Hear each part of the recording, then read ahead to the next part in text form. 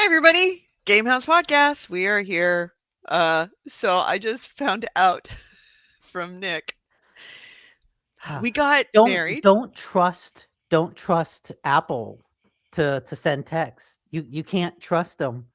So yeah, we had gotten married in Where Winds Meet, and then we had triggered the divorce. So it was a 48. There was a 24-hour cooldown period. So we did that last Sunday. I didn't have a chance to play until like Tuesday. And so it's like Tuesday, it's midnight. I've got a drink in my hand and I'm drinking. And I'm like, oh, you know what? I should turn on Where Winds Meet, get that divorce. So I turn it on, I boot it up, and I don't get the invite to the sexy divorcees sect. And I'm like, well, what's going on? Oh, okay, I guess we're still married. I need to go. So the way marriage works, apparently, or the way divorce works, both of you go to the marriage tree, say, I want to get married. Boom, it happens instantly. You say, I want to get divorced.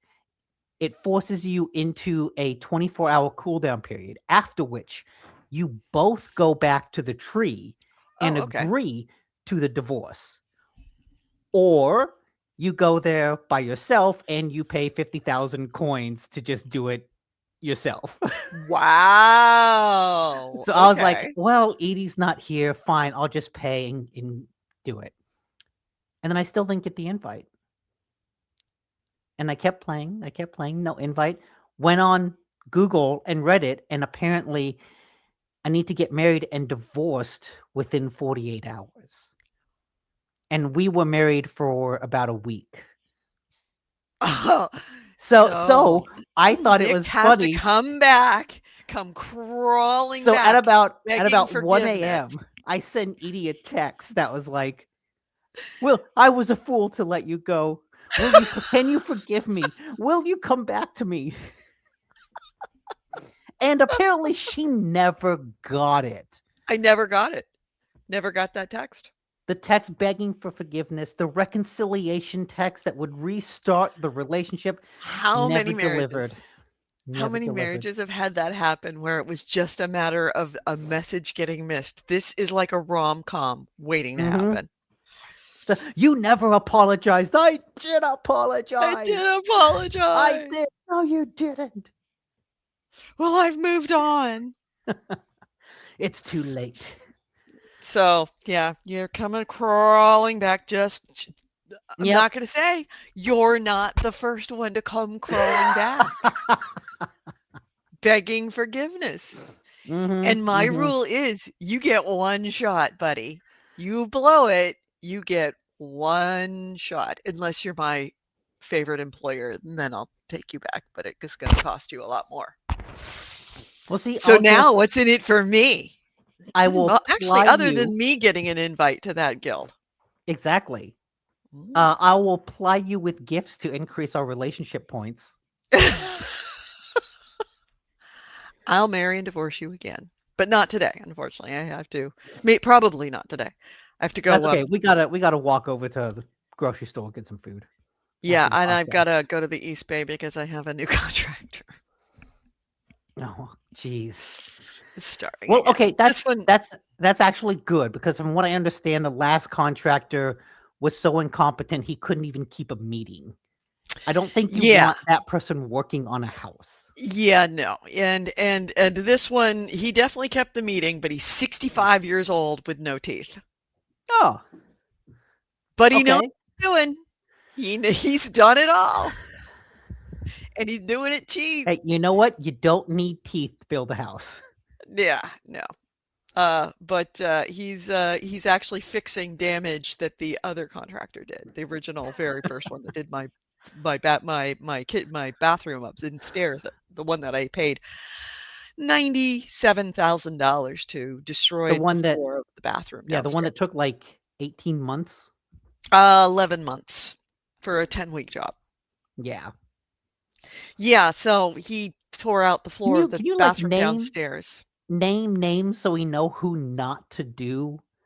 Like, can you leave him a bad Google review at the very least? Because that seems like a Oh yeah. level of incompetence that should be spread. Yeah. With photos of the floor that the bathroom that he destroyed of the fully functional unit that would have been rented at this point. The only Okay. reason I didn't rent it beforehand was because he was doing the work upstairs, and I didn't want to do that to a new tenant and have them doing construction upstairs. Yeah. Had I done that, I would have had someone downstairs who would have told me they weren't showing up 4 months at a time. So, Mm, meh, meh. Um, but uh, I have to go out the East Bay and leave keys for the new guy that's going to be starting on Monday. He's very eager, okay. which is either a really good thing or a really bad thing. Yeah. I mean, look, he's 60. He doesn't have any teeth. He probably just is happy to Doesn't work. have much time. Yeah, the way things are going, he's going to cack on the floor mid job. Hey, then you can say your house is haunted. My house is haunted. I've already had one person die in that house. I could live without having another one die within 5 years. So, I could live without that. Thank you. You're not supposed to have people die in your houses. We're not going to mention that to the tenant upstairs. I don't think I have to disclose it uh if I sold the house, Mm, but I don't have to disclose it if I'm renting the house. good to know. Good to know. Mhm. So, If I if buy you're a a renter, house, someone may have actually died in your bedroom. the people from Poltergeist, the house on the burial ground, they were Yep. renting. But I think that that rule changed for selling houses. I think you don't have to disclose if someone dies of natural causes in your house, but you Okay. do have to disclose if someone was murdered in your house when you sell it. And it's a length of time. I think I want to say 5 years or 10 years or something like that, but you have to disclose it, that there was a death in the house, Yeah. which is Because, like stupid. AC Ray says, do they expect the dying to walk outside? Yeah, yeah. Well, I mean, yeah. I yeah, I forgot the rule, but it used to be that if anybody dies in the house in 20 years, you have to disclose it, which means every house pretty much had someone die in it. I mean, it was people die at home. Yeah. And people die at home a lot more than As they did. Helsing says, "Has AK Jesus, I bless this house in the name of communism." Thank you. That's how Ah, you. That's how so, you prevent ghosts. mm, well, yeah, we have no ghosts. Well, I mean, we do have a ghost, but it's not anybody I know. We've had a ghost there for years. Oh, why am I It's a just hearing about this? 130-year-old house. It's gonna have somebody, oh no, Why am I just hearing about 120 this? years. Let's get some night vision goggles, some super sensitive microphones, and go on a ghost hunt. Do you really wanna do that at my house? I mean, not at your house. I'd rather do it like an abandoned house that's like a little more creepy. No, here's what you do is you take my Tesla. Apparently, this is not true, but it's all over the TikTok and YouTube. Apparently, because the like radar on a Tesla, Mm-hmm. it shows you people walking down the street, and on occasion it will just decide randomly that there's a person walking down the street. And so what people have it's just it's not perfect. And like it'll sometimes mistake a person for a cone or a cone for a person or a nothing for a person. And apparently if you they have TikToks and YouTubes where people have gone to um, Like graveyards, haunted. Oh. graveyards. And they go to graveyards and they park and they look for these little artifacts to go. Of And course, they film it. I'm like, they're seeing ghosts. They're they just everywhere. watch. It's like a So stakeout. yeah, I have a friend that really wants me to go up to because Colma, Nick just north of us is a town called Colma, which has more dead people than live people. And what Colma was back in the day when there were graveyards in San Francisco, and they decided that they needed more room for building. They moved all of the graveyards in theory with the bodies. There's concerned that Ooh, not we all of the do have bodies a made it. poltergeist situation here. Yeah, but, they moved all, they went to a suburb of San Francisco, just south of San Francisco, a town called Colma, and they essentially gave all of the land to these companies that were cemeteries, and there was a bunch of consolidation. So there's like massive, like Colma up until, fairly recently when they put a mall there, Colma was literally nothing but graveyards as Hmm. far as you could see.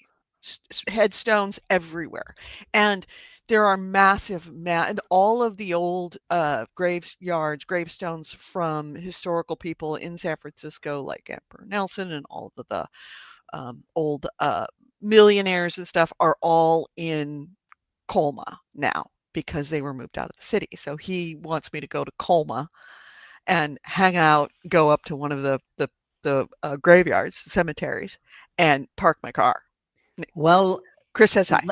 when you do that, let me know. Let me know the Do you timing. really want to go with? Maybe I'll tag along with you. I would All love to right. go on a ghost We'll hunt. we'll go up to my family plot because I do have a family plot in one of those. That's from all of my family from the gold rush days, Okay, I'll bring some 1850s on. I'll bring some pig's blood and some holy Do water. not bring pig's blood and holy We water. can paint a pentagram on the Not on ground, my summon great something. great grandmother's tombstone. No. We can And Chris says, and then her we'll hit back. Arby's. No, actually, what's is there is Raising Cane's. We can go get Raising Cane's. Go get some I don't fried even know chicken. what that. I think you've mentioned that before, and I It's thought, like, it's I don't it's think I've ever seen one of those. of the like fried chicken places, the chicken finger type fried places. That's the one that I hate Hey, least. I'm getting support. Ezio says, Uh, "Do it, Nick. also, We want to see Great Grandma Edie walking the earth again as a zombie." you do She not wants want Arby's. you do not want Ellen Wayland Thompson walking through because she apparently was mean as hell. She Ooh, was very mean. She was I tough, mean, old Irish lady who was brought up in Australia around convicts. She was sent to Australia when Australia was nothing but convicts and grew up there. hmm,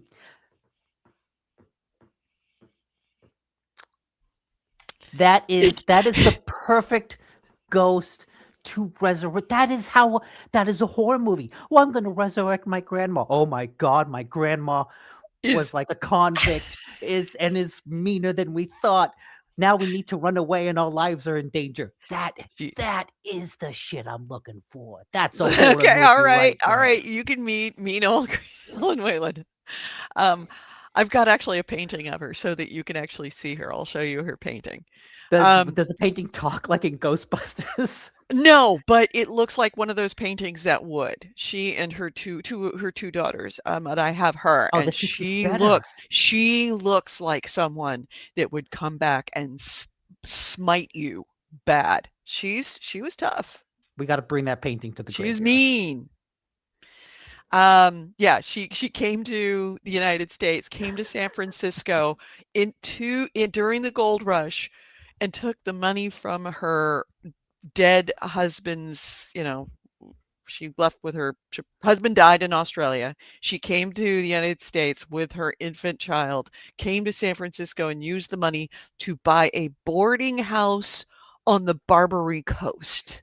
And if you have any idea of what the Barbary Coast was like that, it was nothing but gambling dens, prostitution, and inns for like, you know, seafaring types. Yeah. It was tough. It was very tough, and Was she she opened a an inn. So was she she was a a single madame? mother, single Irish woman with an infant child running an inn for pirates, In essentially. an Yeah. inn. Oh, Yeah. yeah. No, definitely. She definitely was it definitely had an element of being a brothel. Ezio says, "I'm not running, I'm blasting," and he asked, "Did the husband die of a kangaroo?" I don't know what he died of. Honestly don't. My knowledge of her history ends in Australia. Not really quite sure how she ended up in Australia. She was a convict. Uh, she came as a child, so I don't know how she ended up in Australia, but she did. She was a mean child. Mhm. Ellen Whalen White Thompson, and Mm, I was the Thompson, so it was her okay. next husband. Um, Anyways, yes, I would be anyway, down for enough that. of my family history, but yes, you can apparently use your Tesla to Yeah, find Tesla camera. ghosts, That but reminds it me is of the not. scene from Paranormal Activity 4, which is like, 4 movies into this horror franchise, but there's one really cool scene because that movie came out at the same time that the Connect was really hot. Mhm. And if you remember the Connect, if you looked at it with night vision goggles, you could see the lasers that the Connect used to track movement. And it would basically shoot a bunch of lasers in a grid around the room. And how Mhm. you moved across that laser grid is how it tracked your movement. So there's a cool scene in the Ghost movie where you have a night vision scene of the Connect shooting its all this lasers into the room, and there's someone playing, and then there's someone behind them, and it's like, wait a minute, what? Why are these lasers moving? Why is the motion sensor getting triggered for the Connect when no one's in the room? It was a really good use of like technology and Mhm. classic horror, but that reminds me a lot of the Tesla. Yeah. So, shall we start the show now that we've gone over all of it? You're Sure. trying to make me break my New Year's resolution. I hate you. What was that?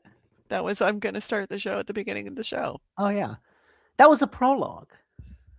Uh, We're talking yeah. about love and death, All right. Well, marriage and let graveyard, let's talk about games.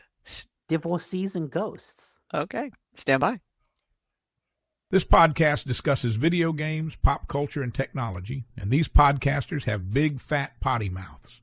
If you're younger than 18 or are easily offended, please stop this podcast now. Oh, and your mom said to take out the trash and do your homework.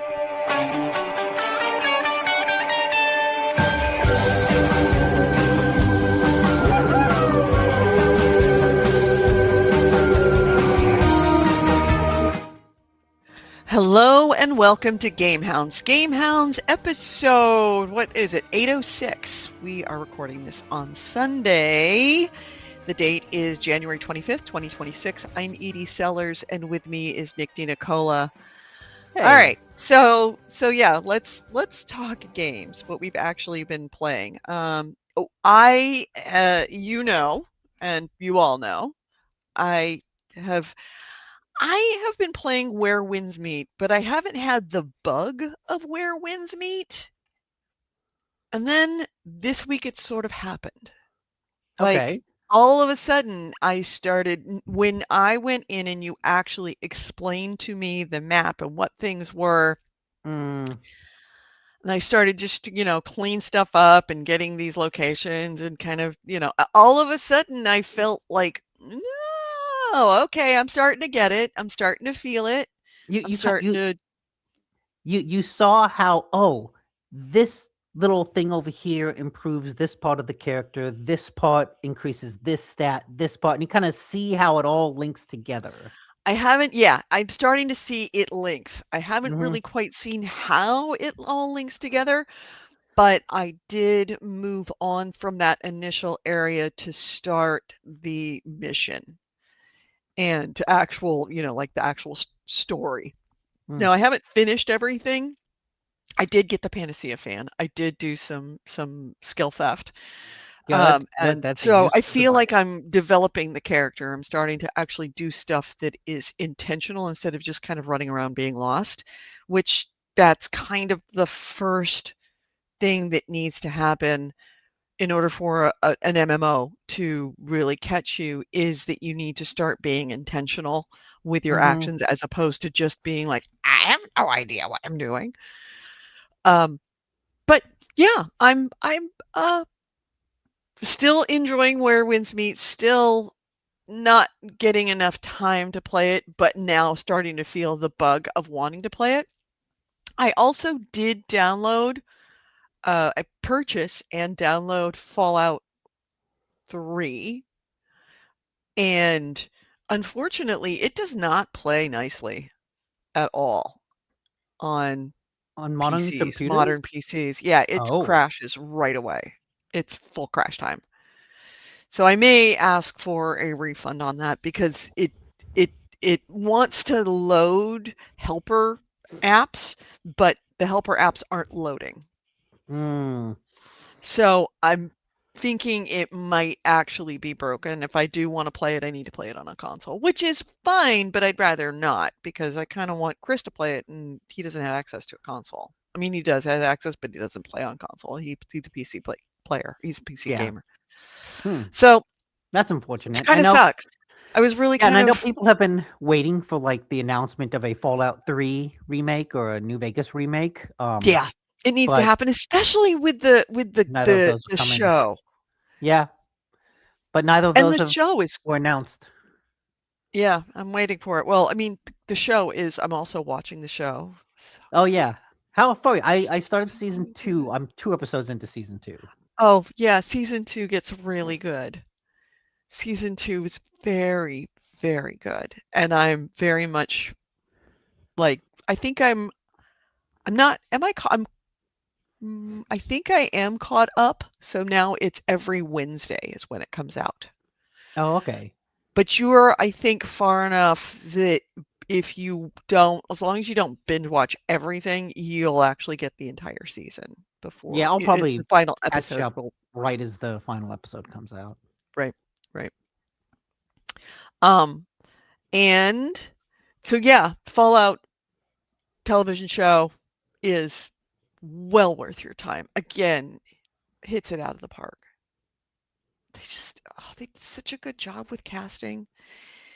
And It's what's good. interesting, Every Oh yeah, go on. no, what's interesting about uh and this is on what's Fallout series is on Amazon Yeah, Prime Video. Prime Video. Also, in the chat, AC Wraith recommends that you try Fallout 3 on Good Old Games instead of Steam on GOG. Oh, No mods that's a spot. required. Maybe that runs better. Maybe it's worth a shot. Thank you for that. Yeah, that's actually a really good idea. The thing about the Fallout series this year, this episode, this season was, hold on a second, I need to edit this, is that it is hold on, why are you not? What are you looking at? Can I do this while you No, talk about cancel. Fallout?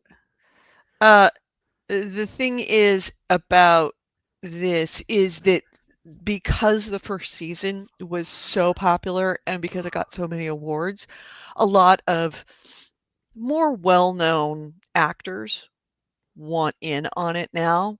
So you're starting to see fairly famous people show up. Macaulay Culkin is in it. I forget who else. Really? Somebody else. Yeah. Oh, I haven't got to him. I know who. Oh God, I always forget his name. Kuma, the Indian guy. Yes. Yes. Mm, I know it, and Nanjiani you just said something. it, and you said Kuma, and it's not Kuma. It's No, it's something Nanjiani. yeah, Kumal Nanjiani. Yeah, Yes, mm. you know him when you Damn see it. him. Yes, But yeah, but they also they had Walter Kumail Goggins. Nanjiani. Kumail Yeah. Nanjiani. See, I knew it was a Yeah, you K. said Kuma, and that just screwed me up because I know his name. Kumail Nanjiani That's why I is was on like it. In it. Kuma? No. Yeah, Something. Um, but yeah, they got Walter Goggins in there initially. He's a big guy. yeah. They got Kyle. Oh, Chandler, yeah. No, Kyle McClanahan. Oh yeah, McLaughlin? No, McClanahan? I Yeah, don't know. Kyle McClanahan. Yeah. Okay. Uh, yeah, he's dad. Kumail? Kumali? Kumail. Kumail Nanjiani. Kumail. Okay. Kumail. Mm-hmm.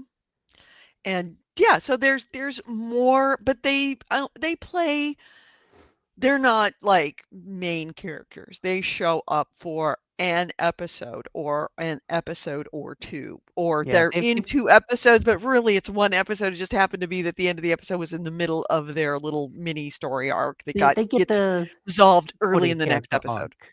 Yeah. Yeah. I get a limited character arc. Kumail Nanjiani is pretty funny.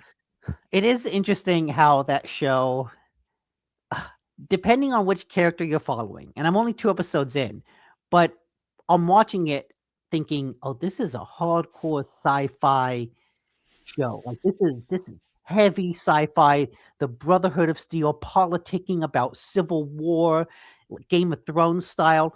And then you jump to what's the girl's name? Not Ella, that's the actress. You mean The main character. yes, Barbara. No. Sally. What is her name? Sarah. Jane.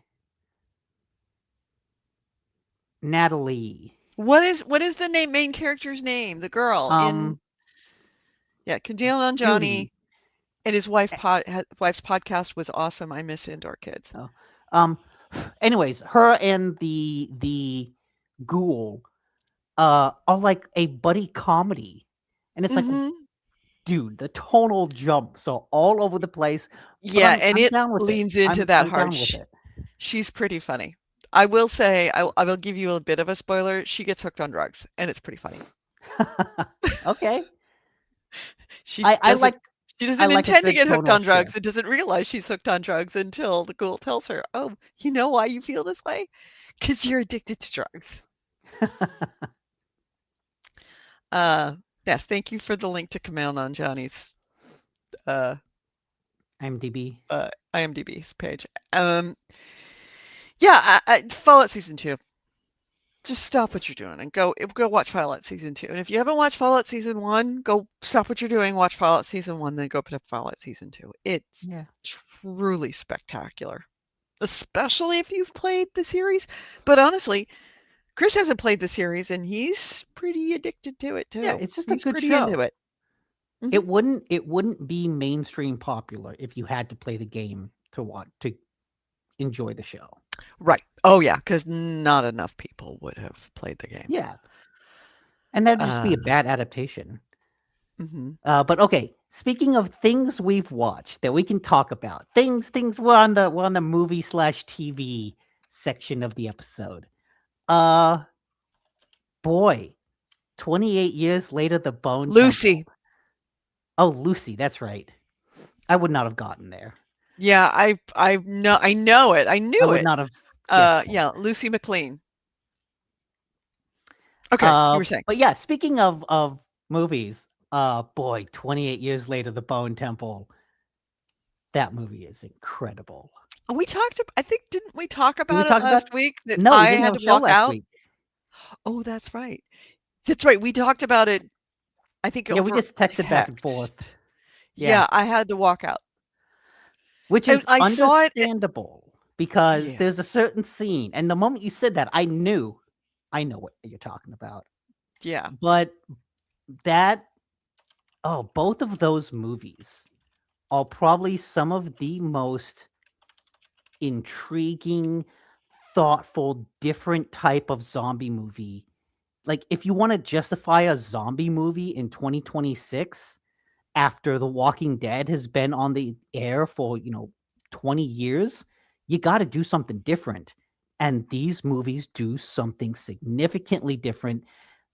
They're fascinating, not just like from the horror aspect, but like looking at how these societies evolve after 28 years of kind of living in this post-apocalypse.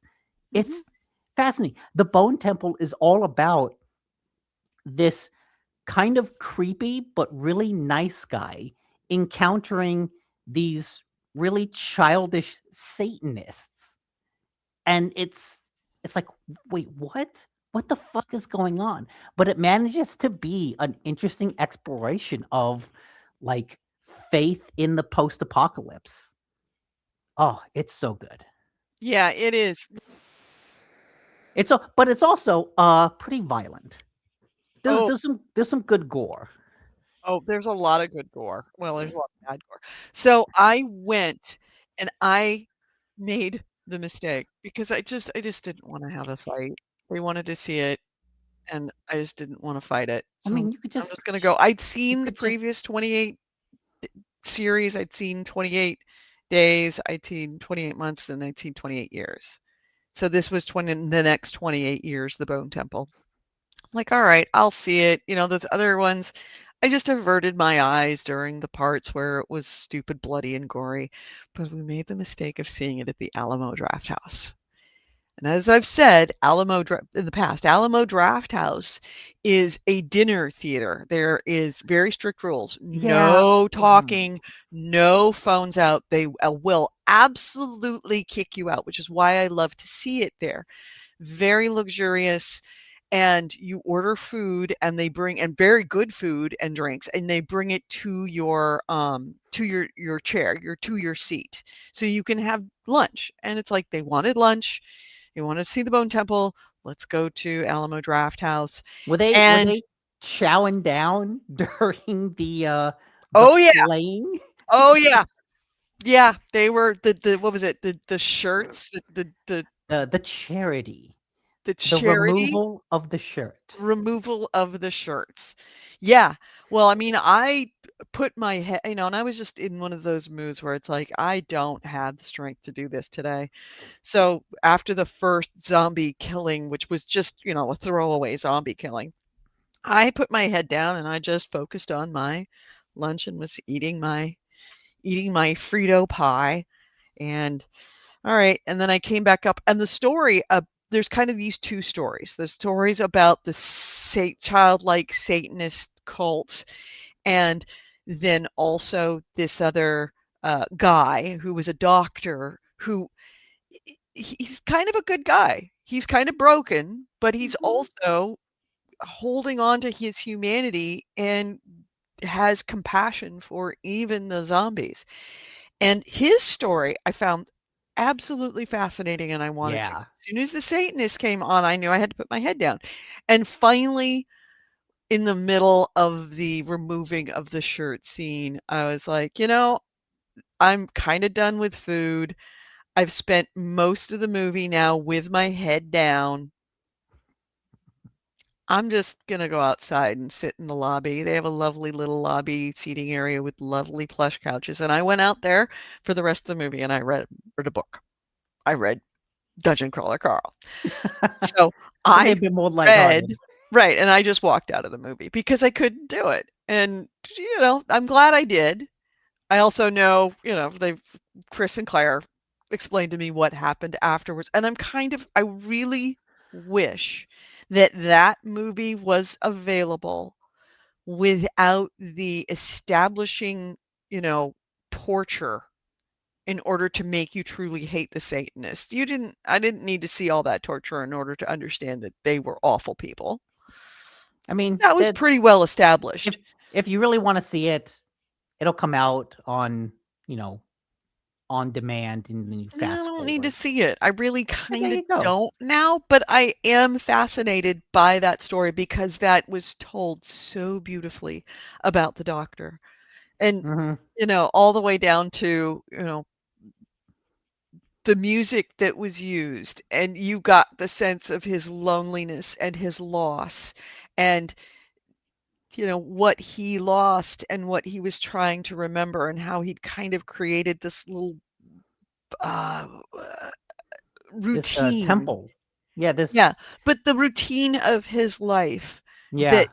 at night he would I want to say call him centering himself, but he would go into his little safety zone and would play Duran Duran, and he had pictures of back before it all happened, but 28 years prior, where life was normal, and that reminding you that there are people that remember what that was and have lost that and have still, after 28 years, maintained their compassion even through that grief and loss of not only the world but all the people that they lost along the way. So it Yeah. was a and Which I'm I really fascinated by the character of Samson now. oh yeah, yeah. I want to see what happened. I heard what happened to Samson, but I wanna know what happens to Samson. I mean I wanna that's when you read the watch it. Wikipedia article of the third movie. Yeah, But I exactly. I'm gonna think have to do it by reading it, and the thing is I would really like to watch it, but that's a wait for it to come out on demand, and then you can just fast forward through the rough scenes. yeah, yeah, but I hate fast And by forwarding that through movies point, like that. Chris will have already seen it, so he knows what's coming up. So he Oh, could say, he did see it. He saw it there. He saw it with me. "No, no, I mean the third movie. He'll go watch it in theaters. Then you can watch it on demand, and by that point, he'll have already seen it, so he knows what to fast forward through." Oh, right. Well, I mean, I don't know what the next movie's gonna be, but Bone Temple I don't need to see. He's seen No, it, so no, he could tell me what to do, what yeah, to see if I wanna go fast forward it. yeah. So, But yeah, it's really interesting because, and I guess I'll spoil a little bit. The Satanist in the beginning of the first movie, the prologue is this crazy priest shouting like, "Come to me, my children," has zombies flood a church, and his son runs away. And like that's the prologue. That's how the movie starts, and then you jump to a completely different story. What you realize is that the lead Satanist was that child. And like throughout the movie, you're kind of not sure, does he really believe what he's talking about? And then you learn that no, he does, because he saw his crazy dad saying, "Come to me, children." And he thought that his dad literally summoned the zombies. So he's like, "No, my father is literally Satan because he summoned the zombies." And so it's interesting to, like I said, to explore what a post-apocalyptic society is. And for a kid at that impressionable age to kind of have that happen, well, that shifts his entire worldview for the next 28 years. Well, he's like, "Oh, yeah, my dad brought the zombies. What does that mean?" It's like, yeah. oh, it's interesting to explore the psychology of someone who only knows the apocalypse and the psychology of someone who remembers a better time. And has been alone the entire time, so Yeah. he doesn't have any information from anyone else who was an adult who explained that, "No, he didn't. It Yeah. was something else. I was there." So yeah, So good movie, well written, very gory, but mhm. if you don't mind that, then oh, it's the kind of like I love it. It's the Yeah, I oh, know you love that kind of movie. I It's a love zombie something a movie little bleak and in the thoughtful. realm of the original, zombie, the very first of the zombie movies, which was, not Walking Night of the Dead, Living Dead. Night of the Living Dead, where it's asking important social questions. It's not Yeah, just about zombies coming and killing everybody and somebody surviving. It's about deeper issues, and it's about personal stories, but also societal stories. It's just the whole series is a very good, very, very good, it um, really is. series, Apparently they made which is why I kind of like, well, sure, I'll go to the 28 years later at the Bone Temple, because even though I have a deep suspicion this is not going to be ED compatible, I'll go because that series has been really a quality series. But yeah, I and don't apparently know that I'm gonna no go to one another else one. wants to see it because both movies like didn't really do all that well at the box office. They're So they're most worthy. people don't want to see it, but boy, for the people that do, it's Honestly, it's catnip kind of horror. if it weren't kind of marketed and set up as a zombie series of a horror series, I would put it up story-wise right there with a lot of the movies that are nominated for Oscars, because it is so innovative and interesting and well performed. God, the performances are Yeah. fantastic. Oh yeah. Ray Fiennes in this has Oh, like such a unique, he's the like, doctor. yeah, devil may care. Like I want to help people. I don't want to die, but at the same time, I'm just gonna put my life out there. I'm just gonna Mhm. fall asleep next to this zombie, and if my head is still attached when I wake up, I'm just Right. gonna go, "Oh, Yep. woohoo!" Yeah. And it's it's funny. He walks a very interesting level of being human and compassionate and also deranged. Yeah. Um, yeah, very good movie. Highly It's a recommended. very good movie. I would recommend, and, yeah, if you haven't seen it, go see it. If you haven't seen it, really go see the series. Go see the series. It's, and it's, kind of beautiful and touching in a way that you didn't expect from a zombie, Yeah. series. Yeah, this scene that we're seeing on the screen where Ray Fiennes' doctor and Samson kind of stare each other down and have their first, quote unquote, first contact was really gripping. If it weren't for that, I would have walked out way earlier. Yeah. So, Um, well, other things you should do, Expedition 33. mhm. I still have to promote that. Yeah, I So know. let's And I push that a wanted little to bit. pick it up. In fact, I almost did, but, you know, Where Winds Meet called, So and I okay, had to answer.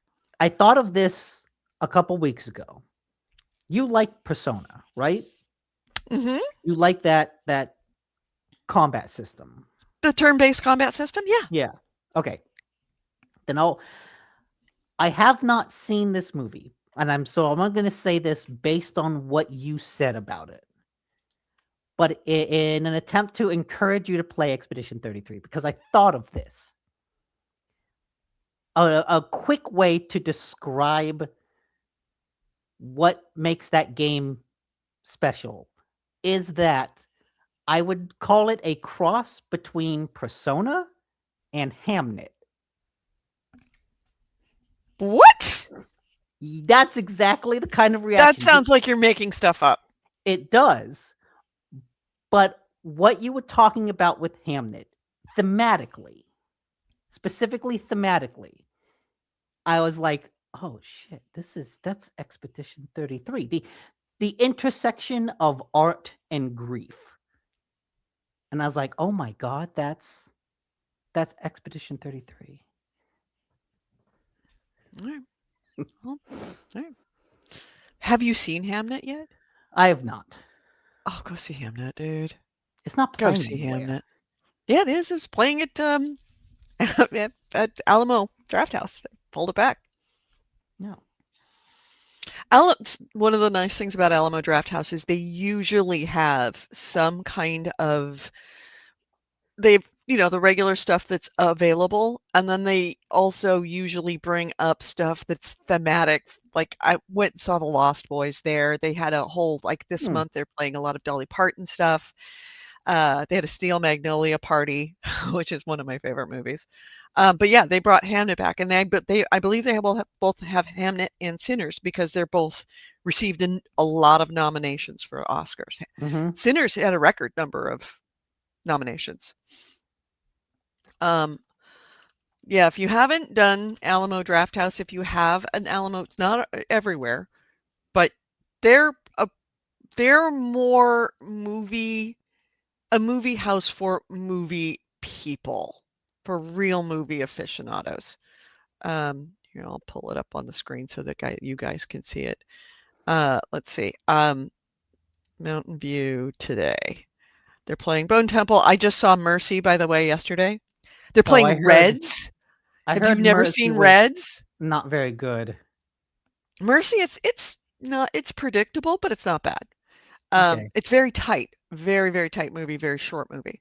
Reds, which is from when I was a child. What year was Reds? It was I've never even heard of Reds. Reds won an Oscar for best movie, like swept the Oscars. What? It is 81. Huh. Yeah, couple leaves the bohemian life in New York City to witness the Russian Revolution. Sentimental value with pre-recorded Q&A, which that is Oh, Stellan interesting. Skarsgård's movie that has been nominated. It's also very good. No Other Choice, Utopia, hard-boiled Hong Kong cinema classics. So Fuck they're yeah, I'm seeing that. exactly. That's what I'm saying. Is that this is the kind of stuff that Alamo Drafthouse plays. No, I Two. literally have tickets to that for on AMC.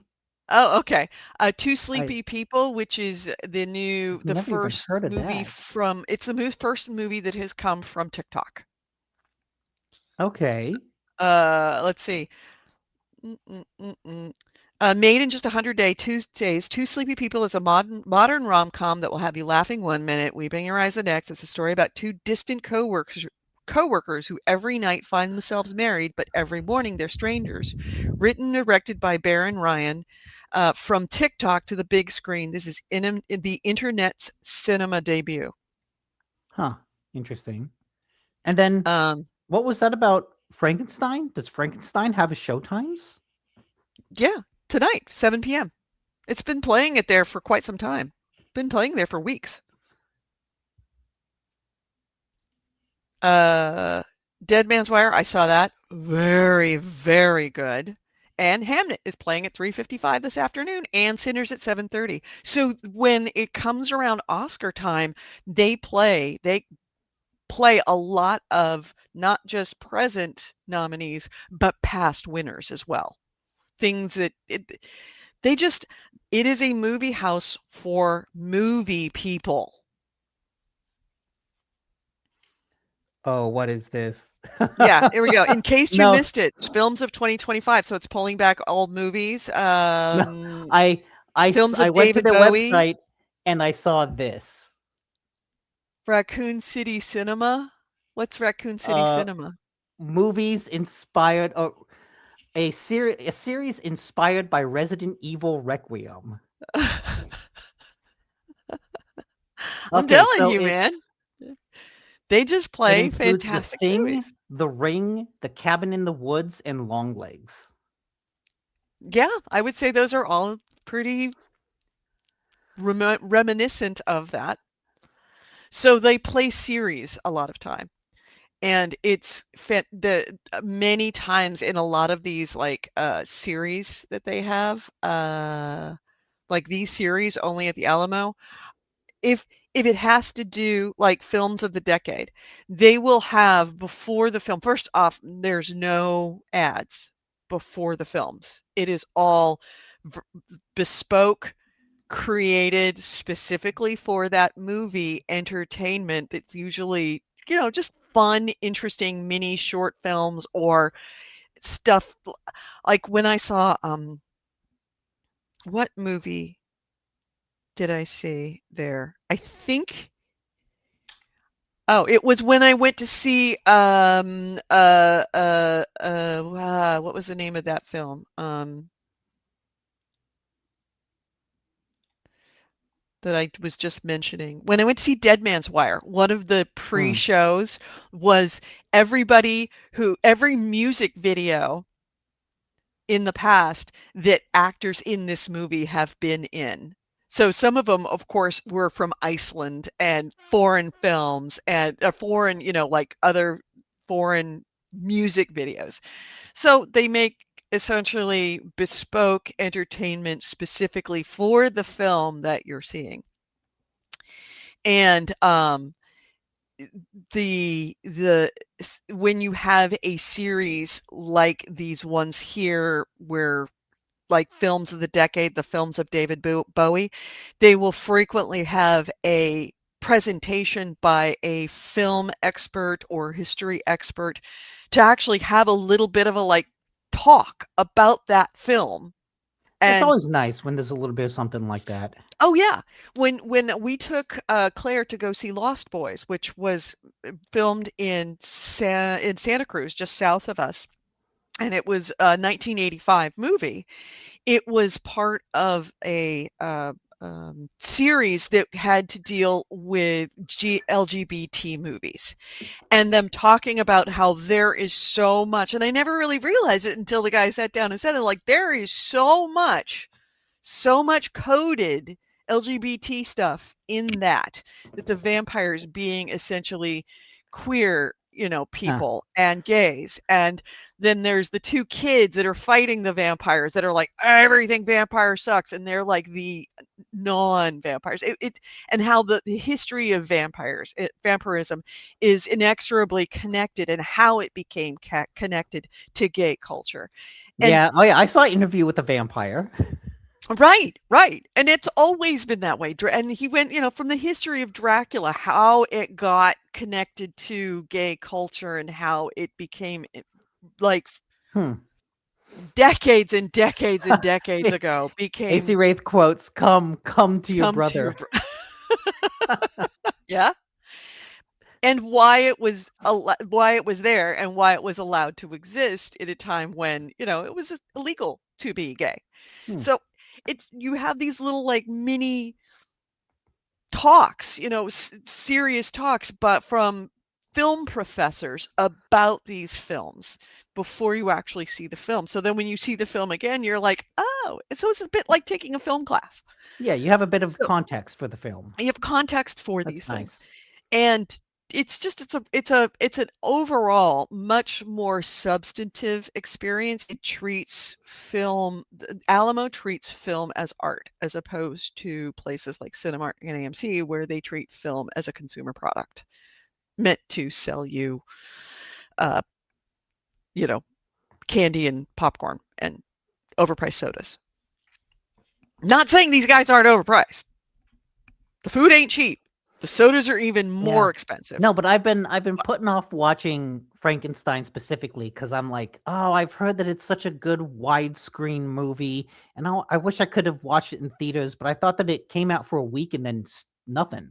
So I might have to go see that on Monday. Yeah, go see it. It looks like it's today, tomorrow, Tuesday, and Wednesday. I don't know after that. Oh, and they have baby day shows. So if you have it means that you get the babies out of the theater, because they very much have a rule. You get one warning. If you talk, if you text, if you open your phone and look at your phone and someone complains, and there's buttons, you can literally push the button, they'll show up and you go, that guy is talking. So they will go over and they will speak to you once. And after that, they will kick you out. AC Wraith said that he's read of people complaining about how they're using apps for food orders now, which then means that you're getting out your phone. No. Before the movie, you can use the app to make it. You're expected to use the app before the movie. And then Aziz Ansari, who has kind of become the face, he's like, you can use the app now. Go ahead and order. And there's a QR code. Use the QR code. Order your food. Is he but you only have until 10 minutes. Nicole Kidman? Yeah, he is. But you only have 10 minutes. But 10 minutes before the show, you won't be able to use it. So go now, order your food. And then 10 minutes before the show, he comes on and says, okay, app ordering is over. Put your phones down, turn it off. That's it. No more ordering. If you have to order, you need to write it down on a card, hit your button and hold up the card, and someone will come by and pick up the card. Bye. So when 10 minutes before the film starts, you're told to put your phone down, turn it off, and turn it on to silent. And yeah, if you don't pull out your phone to order for it. Now the app is, the app system, it's a food ordering system, especially through the app, is a little janky. They need a little help there. That's kind of comes with it. But if you complain, they give you a card for free popcorn the next time, and the popcorn is expensive and really good because they use real butter. Really good popcorn, and it's bottomless. So when you run out of popcorn, you just hit the button and they bring you more popcorn. It's like $10, but it's a gigantic bowl of fresh popcorn made with real butter. Yeah, it's good. They have for $35 a month, you get unlimited movies and 10% discount on food. It's worth the drive. It's worth the drive. I might have to look into that. Now, okay, getting back to film, back to games. What else did you play? So, okay, I decided on my own New Year's resolution. Great song, by the way. From the Cry Little Sister. That's the main theme from Lost Boys. Fantastic. So very, your New Year's resolution was to start the show when you start the show, right? Or to Mhm. play the sound when you start the show. Mhm.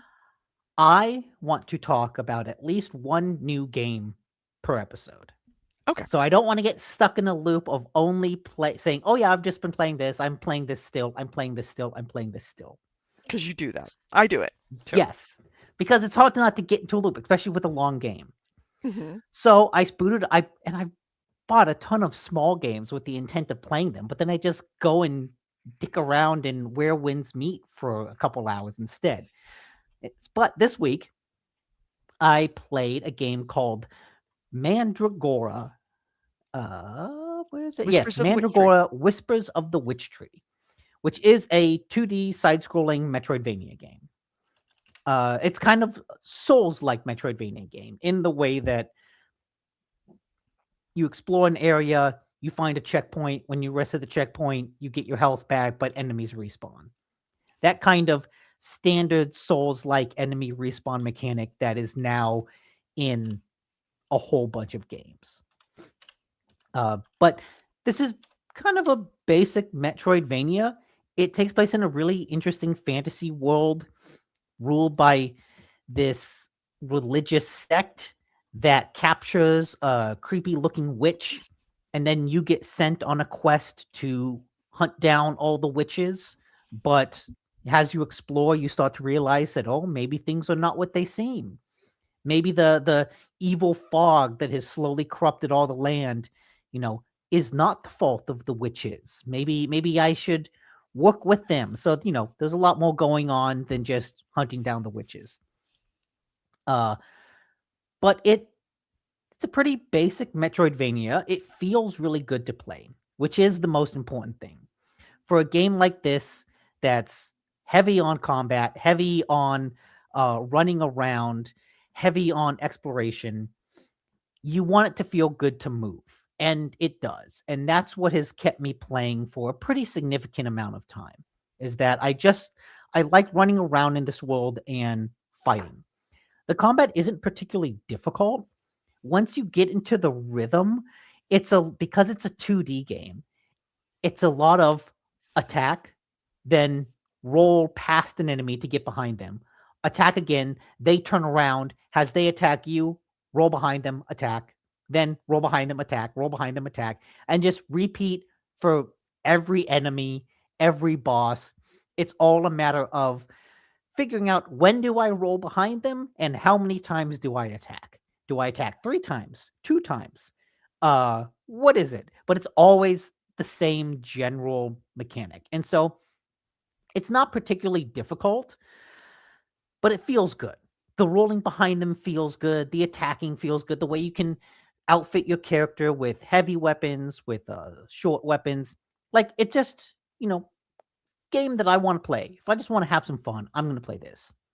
What I don't like about it, though, is it does the thing that a lot of Metroidvanias do, where you encounter a lot of locked doors. And this game just has a lot of locked doors, a lot of locked things that you run past on your initial exploration. So I get into a new area and I think, oh, what's this? Locked. Oh, what's that? Locked. Can I go over there? Oh, that clearly requires a grappling hook that I don't have. What about this door? Locked.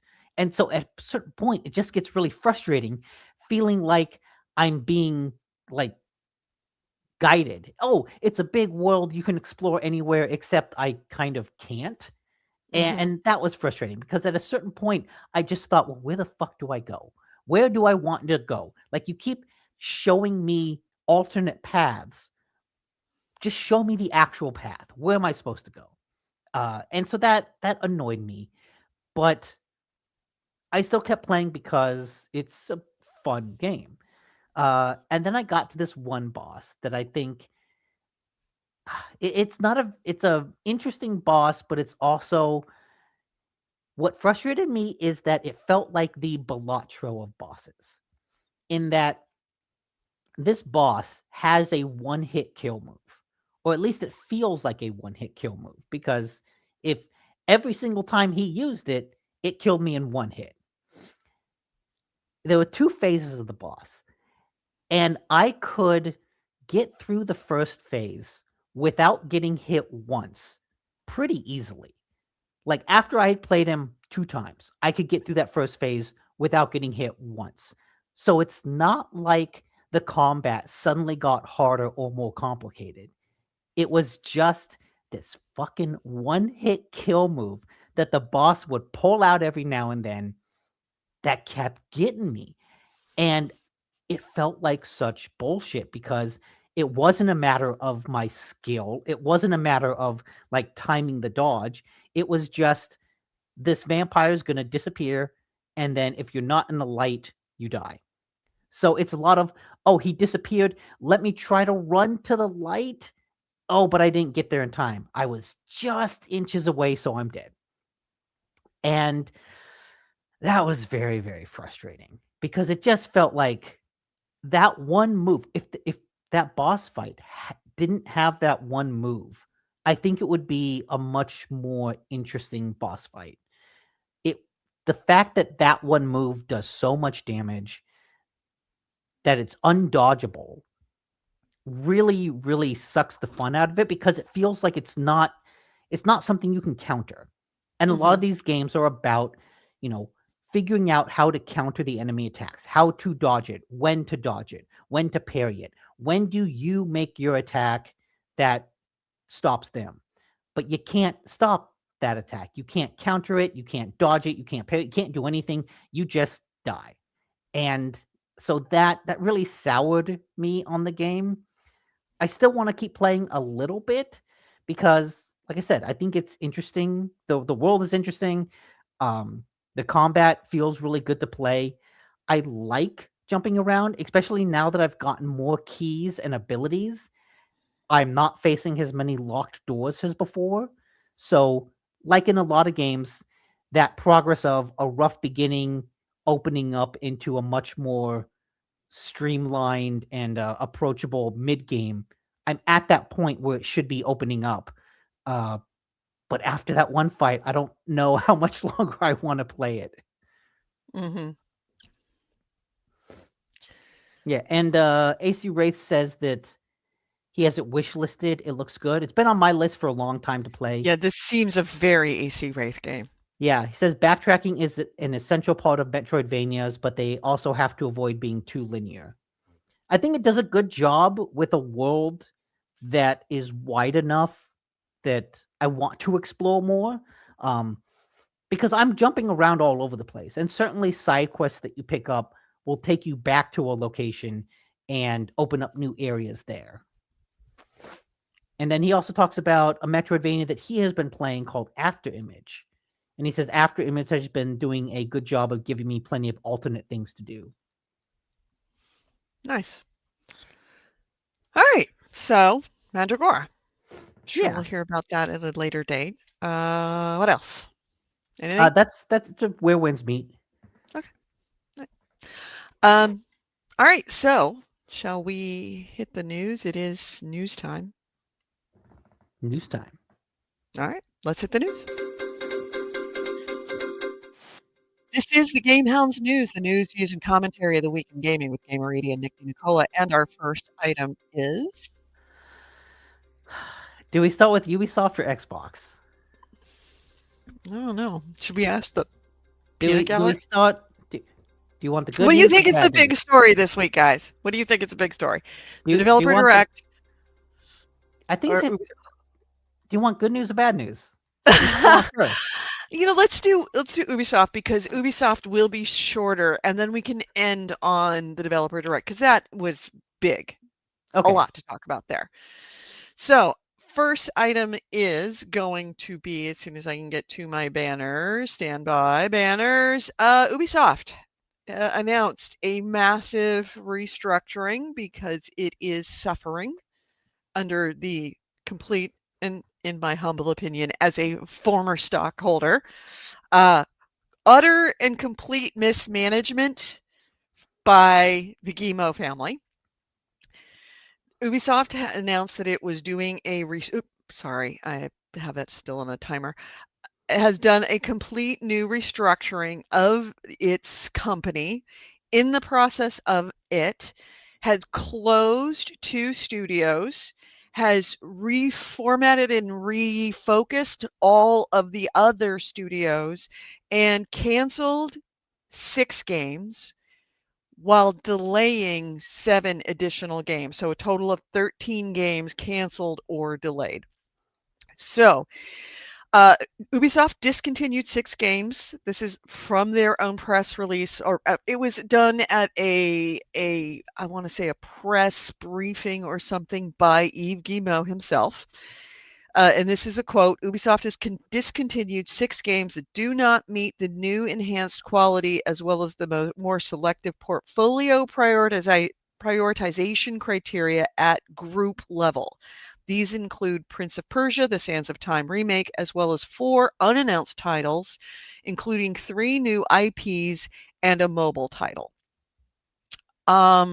When they talk about groups, they're breaking down the remaining studios that didn't close, that weren't Halifax and Stockholm's.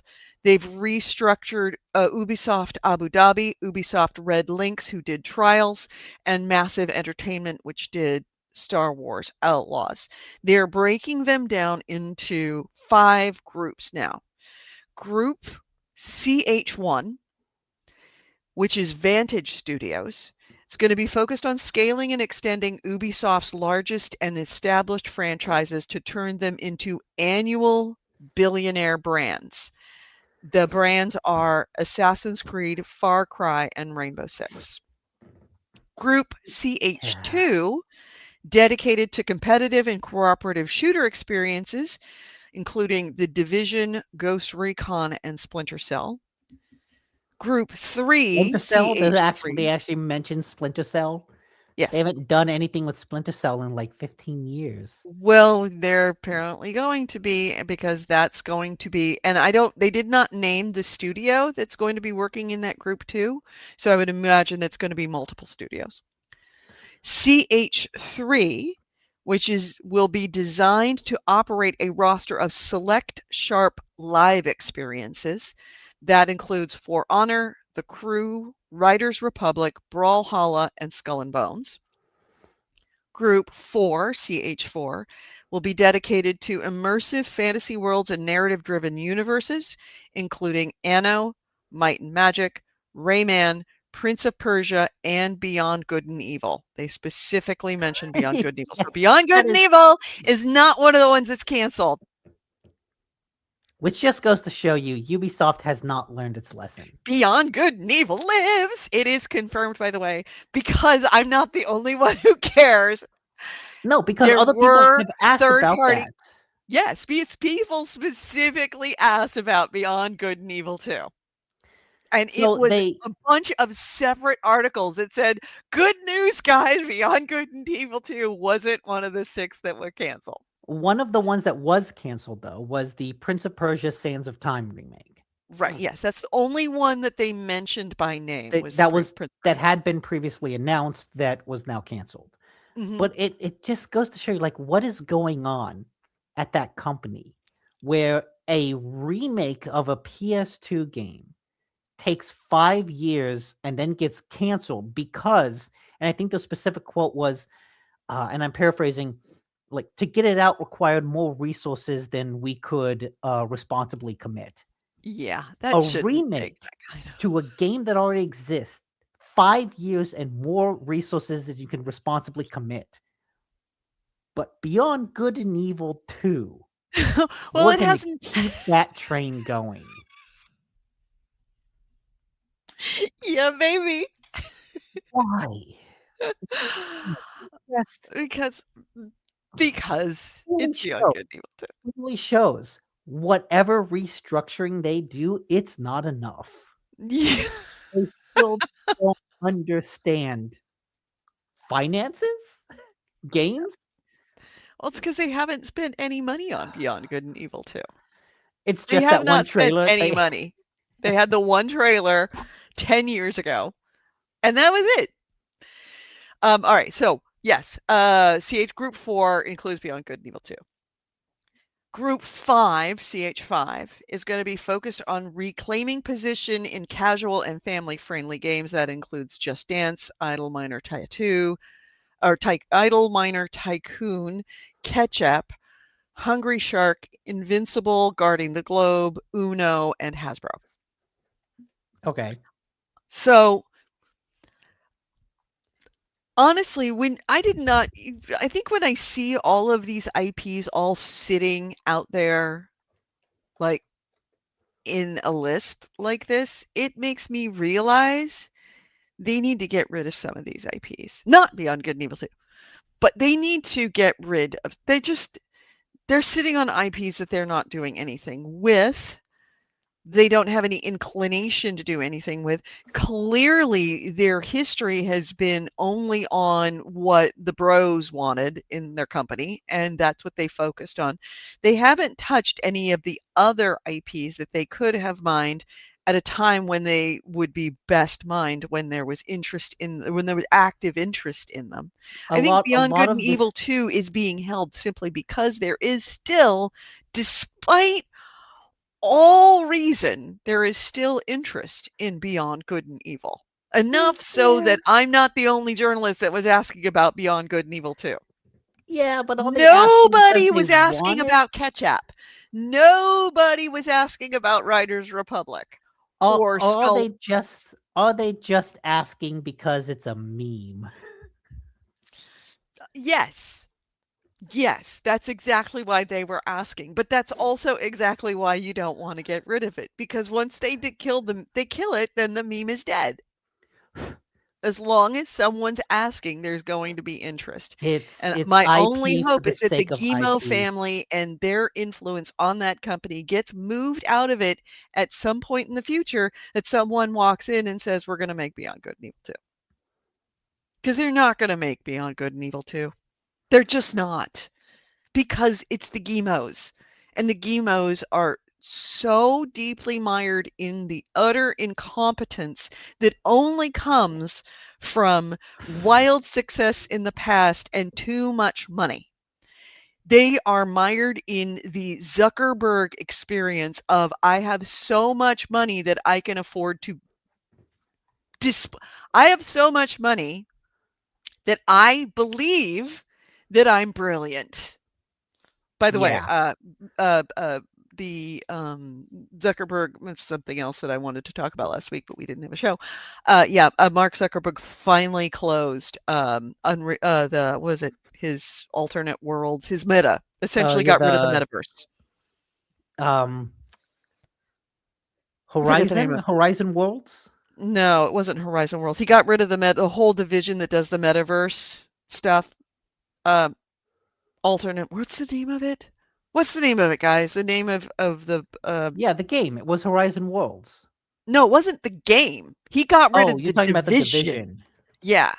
Oh, Reality Meta Labs. Reality Labs. Thank you. He has closed Reality Labs. So, $60 billion later, proof yet again, Mark Zuckerberg didn't come up with Facebook because he's not that smart. Everything that he has touched, or everything he's come up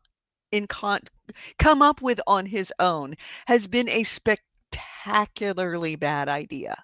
And Mm-hmm. Guillemot family suffers from that same thing, is they think that they're good at making video games, and they're not. They just have a lot of money and think they're good at making video games, because they're not good at running a company, because they don't focus on the right things. There's a reason why they've had to go through. This is like what? In the last 3 years, they've had like 4 or 5 different restructurings. Granted, this one was one of the bigger ones, but they've had 4 or 5 different massive reboots. We're going to break up the company into 2 separate companies. We're going to do this. We're going to do that. And by the way, now my son is the head of gaming. Let's see. Here is the actual press release from Guillemot, written by Guillemot. The company, what he said in the press release. On one hand, we have the AAA industry, or sorry, on one hand, the AAA industry has become persistently more selective and competitive with rising development costs and greater challenges in creating brands. On the other hand, exceptional AAA games, when successful, have more financial potential than ever. In this context, today we are announcing a major reset build to create the conditions for a return to sustainable growth over time. We are transforming Ubisoft's operating model to produce exceptional quality games on the two core pillars of our strategy: open world adventures and GAAS, games as a service narrative experiences, so live service. Um, incidentally, to give an indication of what investors thought of this new restructuring, the publisher's share price dropped to its lowest level in 14 years immediately after this announcement. It's dropped a third of their value overnight. And that's after, as we know, because at one point I had a lot of Ubisoft and lost a lot of money on Ubisoft and sold it, fortunately, because in the last is 2018, June of 2018, Ubisoft share value has dropped by 95%. Jeez. I mean, no wonder they're doing the restructuring because they need it. But the They're in question trouble. is, Ubisoft does is this in actually trouble. help? Right. The company, Ubisoft, is in trouble. When you drop 95% of your share value, which means 5% of your company's value, the valuation of your company has dropped 95% in 8 years, 7 years, really. That's a company that is dying a slow death, and the only reason why they're still around is because they had assets or they have outside investment coming in, which is why they're making deals with Tencent. They're out of money. And that's what this restructuring is 100% about. They mentioned the phrase right-sizing the company a number of times. They're out of money. And their bros, Yves Guillemot's bro crew, put them there. They ran them out of money because they didn't make the games that people wanted. They made the games, and on top of that, did some pretty reprehensible things in the process. But they made games that they wanted to play, and they only made the games they wanted to play. So Ubisoft cannot recover from this, and it's not something that restructuring can fix.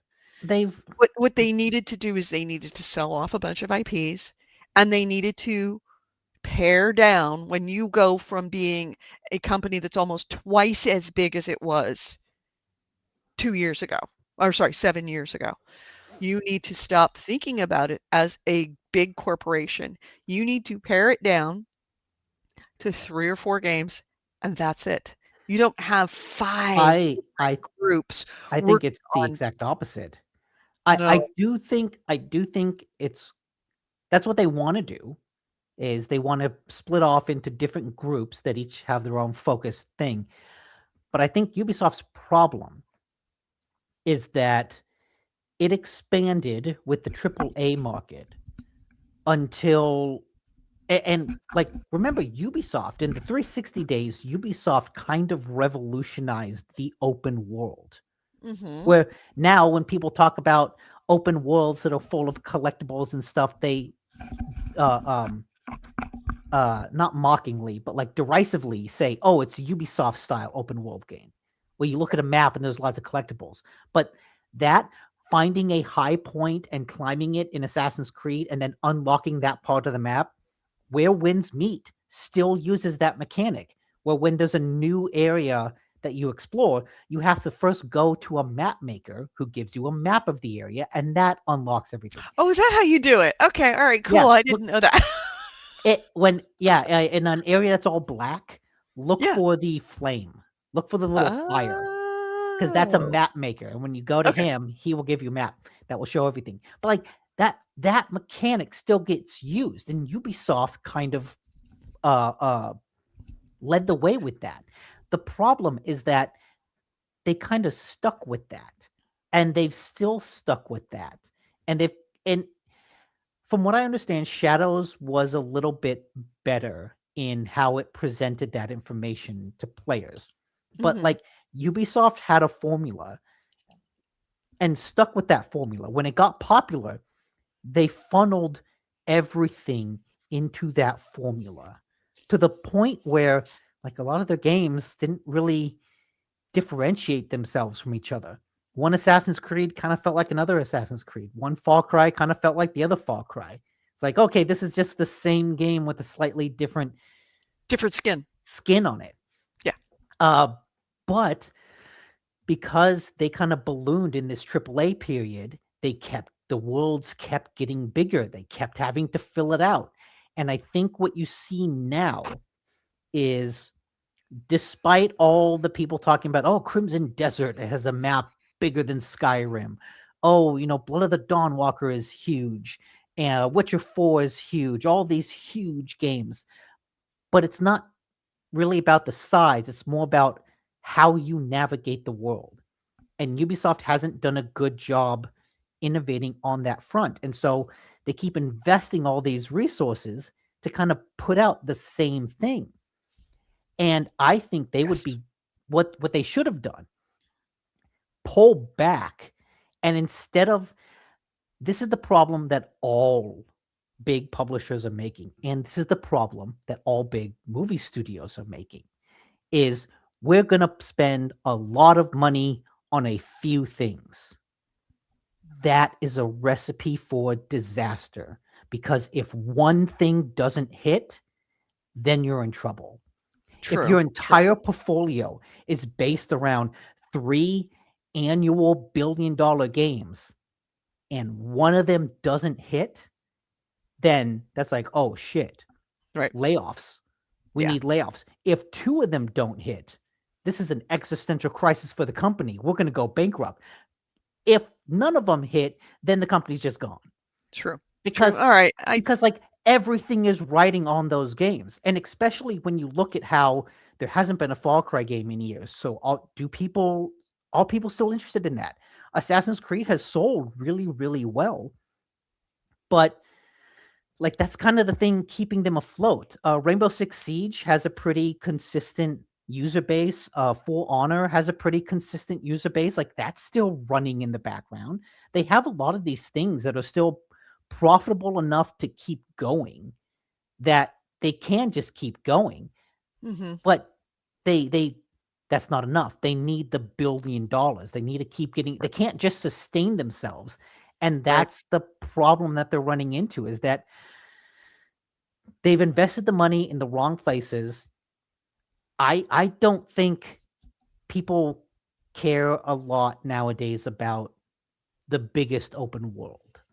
It's like, oh, look at how big our world is. It's like, no, it depends what you do it's in not it quantity, and it's how quality. you navigate it. Yeah. Mm-hmm. And I think Ubisoft has just invested in size, and size doesn't matter. Yeah. That's what I've been told. It's true. Or that's what we tell you. And as you're saying it, I will agree with you and go back on what I said, as far as, but there is that element of like, this is a lot of games that they have in their stable. They can't possibly be making all of them. And they can't possibly, as soon as they have a good iteration of any one of those games, they're going to remake that game. It just occurred to me of why they've broken this up the way that they have in these groups between the AAA titles, the major franchises, is group 1, shooters, group 2, which are also AAA, but they're AAA shooters, live games, all in one group. Then the fantasy, they say fantasy worlds, but they really haven't done much with any of these fantasy worlds except possibly Anno and Prince of Persia. And then the fifth one being family games. I think that they've broken them up because they're going to sell those divisions. They're going to sell those groups. Oh, absolutely. Even if they don't plan on selling them now, the fact that they could very easily just say, you're underperforming, we're going to sell you or close you. Right. Like, I think the point is to have a company that is more modular so that you can more easily break off the pieces of it. That's exactly why they've done that. And that's why it's structured the way it is that they kind of put all of the games that are similar together so that they could sell the games and the IPs together and Oh just yeah. Oh, it's jettison them. yeah, Because they do make too much. A company twice as large as what they were with twice as much resources, yes, this is the right amount of games. Half as much as they were, which is what they are now, this is too much. They can't sustain this. Even after closing 2 studios. And it is a point that Ubisoft has been very, very, very good about closing studios in the last few years. Here's the thing about closing a studio. You don't get any of your investment back. If you sell a studio, you get money, which is, the Stockholm and what was the other one that we got rid of? Halifax and Stockholm's. Those are write-offs. They got nothing to show for all the money that they've spent over the years on Halifax and Stockholm. If they'd at least sold it, at least they would get a little more back for it so that it could help prop up the rest of it. This allows them the ability to be able to sell off these divisions in order to be able to have the resources to put toward the stuff that will make them that kind of money. They could easily sell off Just Dance, Idle Miners Tycoon, Catch Up, Hungry Shark, Invincible Guardian of the Globe, Uno, and Hasbro. They could sell that off and use that money to reinvest back into the company to help grow the company. Yeah. So I'm sure they're but tired of closing things that they purchased and or spent money on yeah, at a but like loss, complete loss. the dirty little secret of the whole industry is that I'll bet you those games from Creative House 5, that's where most of the money comes from. Probably, Just maybe. Dance, No, I Just think that's Dance the Creative House brings in 3. no, Just Dance is in 5, but like I'll bet you Just Right. Dance is more profitable than Assassin's Creed. Right. Assassin's Creed might bring in more money, but it also costs more money to make. So in terms of raw profit, I'll bet you Just Dance, maybe not now because its time has come and passed, but I'll bet you for a while, Just Dance was helping that company stay afloat.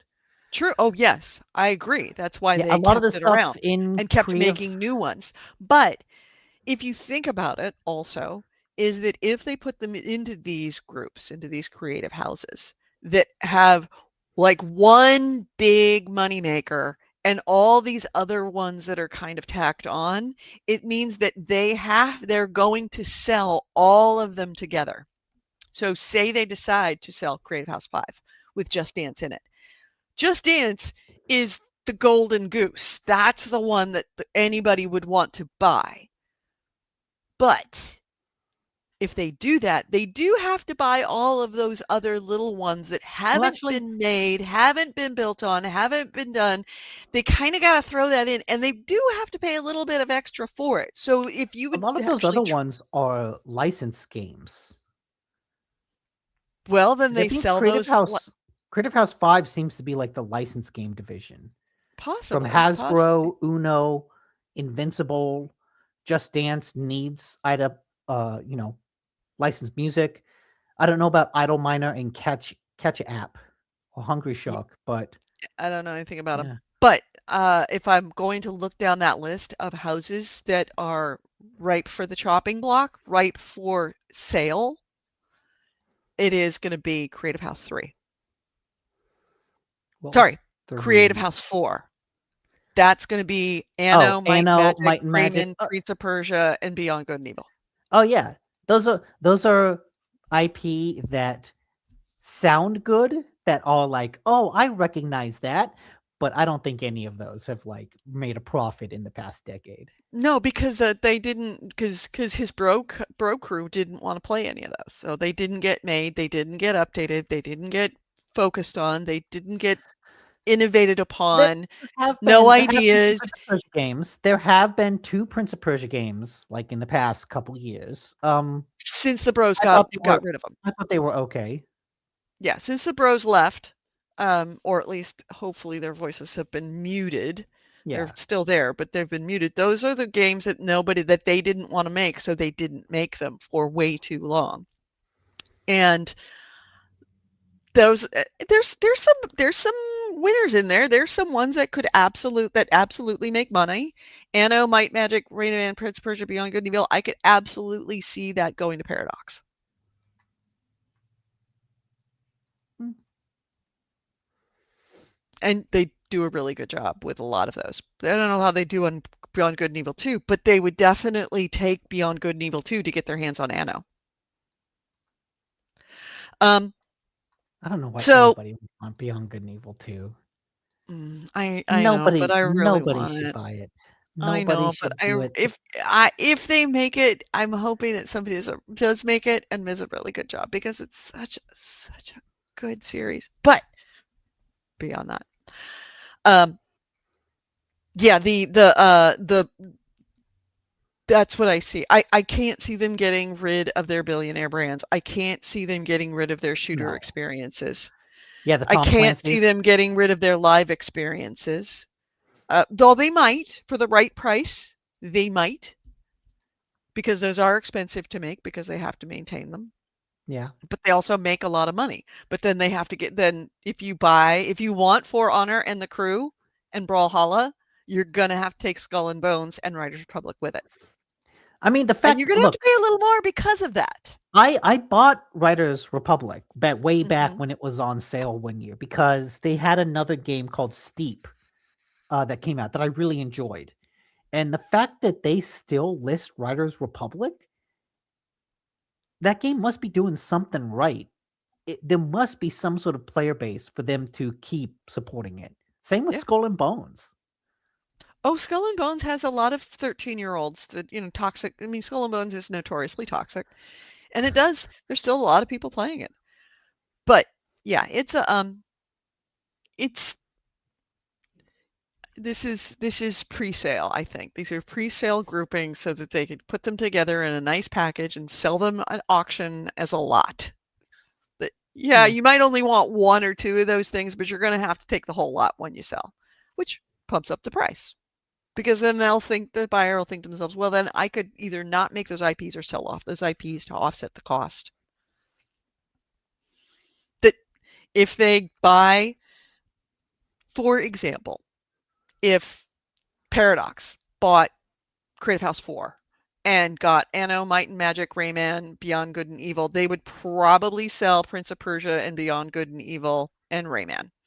And they would keep Anno and Might and Magic. And that would offset the cost of purchasing those 2 IPs and the company, the studios that made them.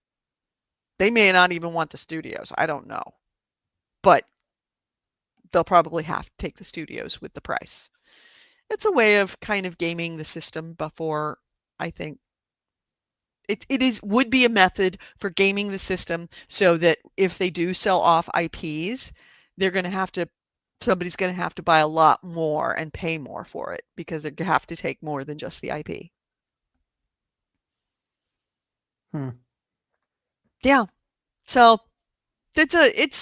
there are going to be layoffs. We know there's going to be layoffs. They did not say how many layoffs. I think that there are 13,000 employees in Ubisoft. So I don't know how much layoffs we're talking about, but I would imagine a significant amount. Obviously, they will have laid off everybody at Halifax and Stockholm or repurposed them into other studios.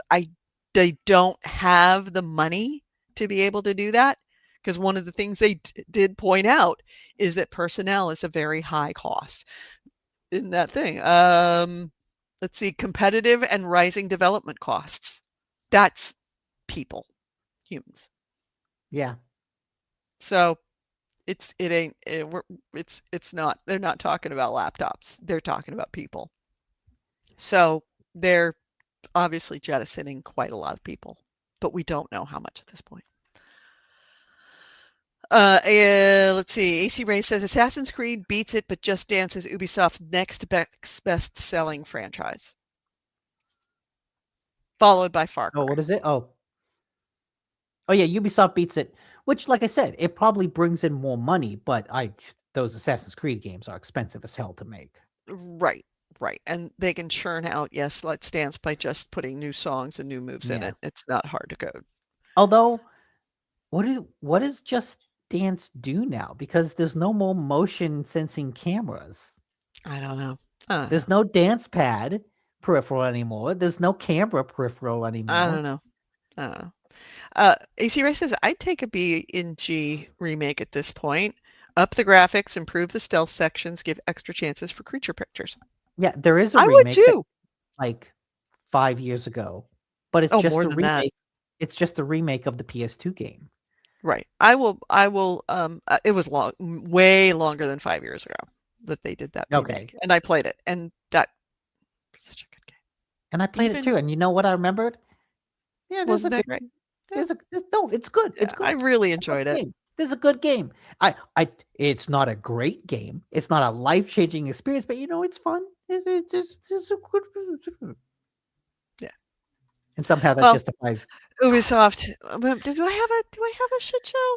I think I do. We've got it. We have to have a Ubisoft shit show. No, I think there it is. This week in the Ubisoft shit show. There you go. Yeah. Your obligatory banner of the Ubisoft shit show that is at the top of my page, right under GameHounds news. That's my first banner on my list. My second banner is this, the Ubisoft shit show. The third banner is a Microsoft Xbox shit show, and the other one, the last one of the shit shows, is the Subnautica 2 shit show, which hasn't seen much action lately, but it's still going on. It's still a shit show. All right. So the next big topic of the week was the Xbox Developer Direct. Yeah. Let's talk about it. Okay. From my news feed, the big news was Fable. Yes, that Not was Fable also 4, it's Fable. They're calling it Fable. Yes, which look, let's be honest. Don't call it Fable 4. It's been too long. At a certain point, just admit that you're rebooting it. Like, don't bother with all this. Oh, it's a continuation, blah, blah, blah. No, just reboot it. Mm-hmm. Yeah, Fable was the big game. I kind of didn't really watch anything else. I just watched the Fable breakdown. But apparently all the other games look good. But let's talk about Fable. They've talked a lot of positive things about it. It sounds really good. Although I do remember one of the defining things about Fable was the simple combat. I remember Peter Molyneux was really big into like one button combat, and he was upset that, we had to do 2 buttons. This looks way more like your typical modern third-person action game, where you're dodging, you're switching weapons, you've got like skill trees. It is a third-person action game with all of the complexity that comes from that, which I think people want that. I don't think that will be considered a negative, but it's interesting just to compare it to what Fable was. That now accessibility isn't a selling point. Right. But what they do have is they have the morality system. They have sort of a complex social engineering system where you can buy houses.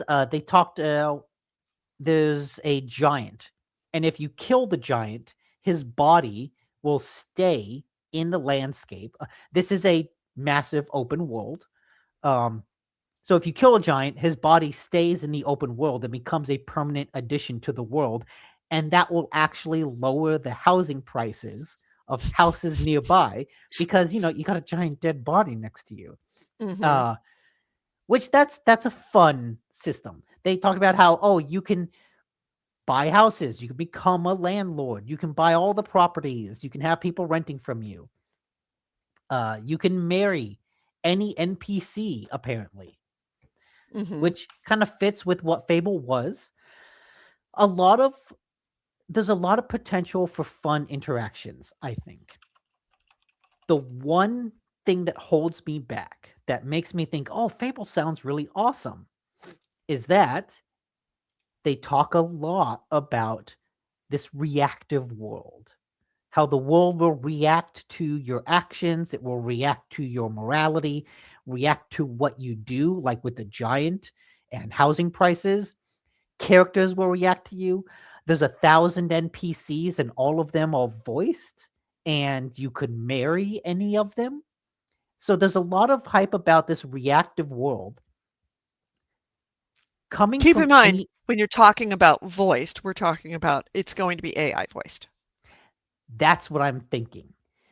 In Mhm. any other developer, I would assume that, oh, they're putting all this work into kind of designing for the possibilities. But this is Xbox. This is Microsoft, who has been pushing AI heavily, especially pushing it heavily in the Xbox division. I feel like, and they had no mention of AI in any of this presentation. And in all of the interviews that I've seen with people talking about it, where they've kind of expanded on some of the things that you can do, no mention, nobody even asked about AI, which I find weird. Like nobody else thought to ask about this. Um, but that a company that is pushing hard on AI, making an open world RPG full of reactive characters, I think this will be Xbox's and Microsoft's big push into generative AI in games. And I think it will, all of the hype for Fable will run head first into that brick wall of a controversy Mhm. sometime this year, sometime when they start talking more about how the characters react to you and the technology behind it. And if I'm wrong, I will be pleasantly surprised. I would be much more happier with a world that is more handcrafted than that.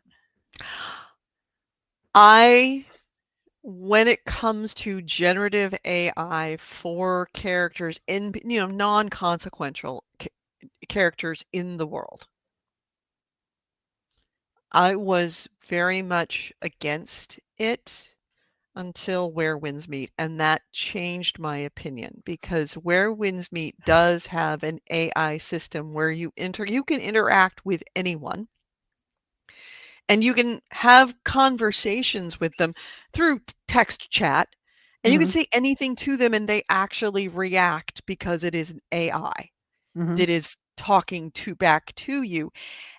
And I kind of ended up liking that.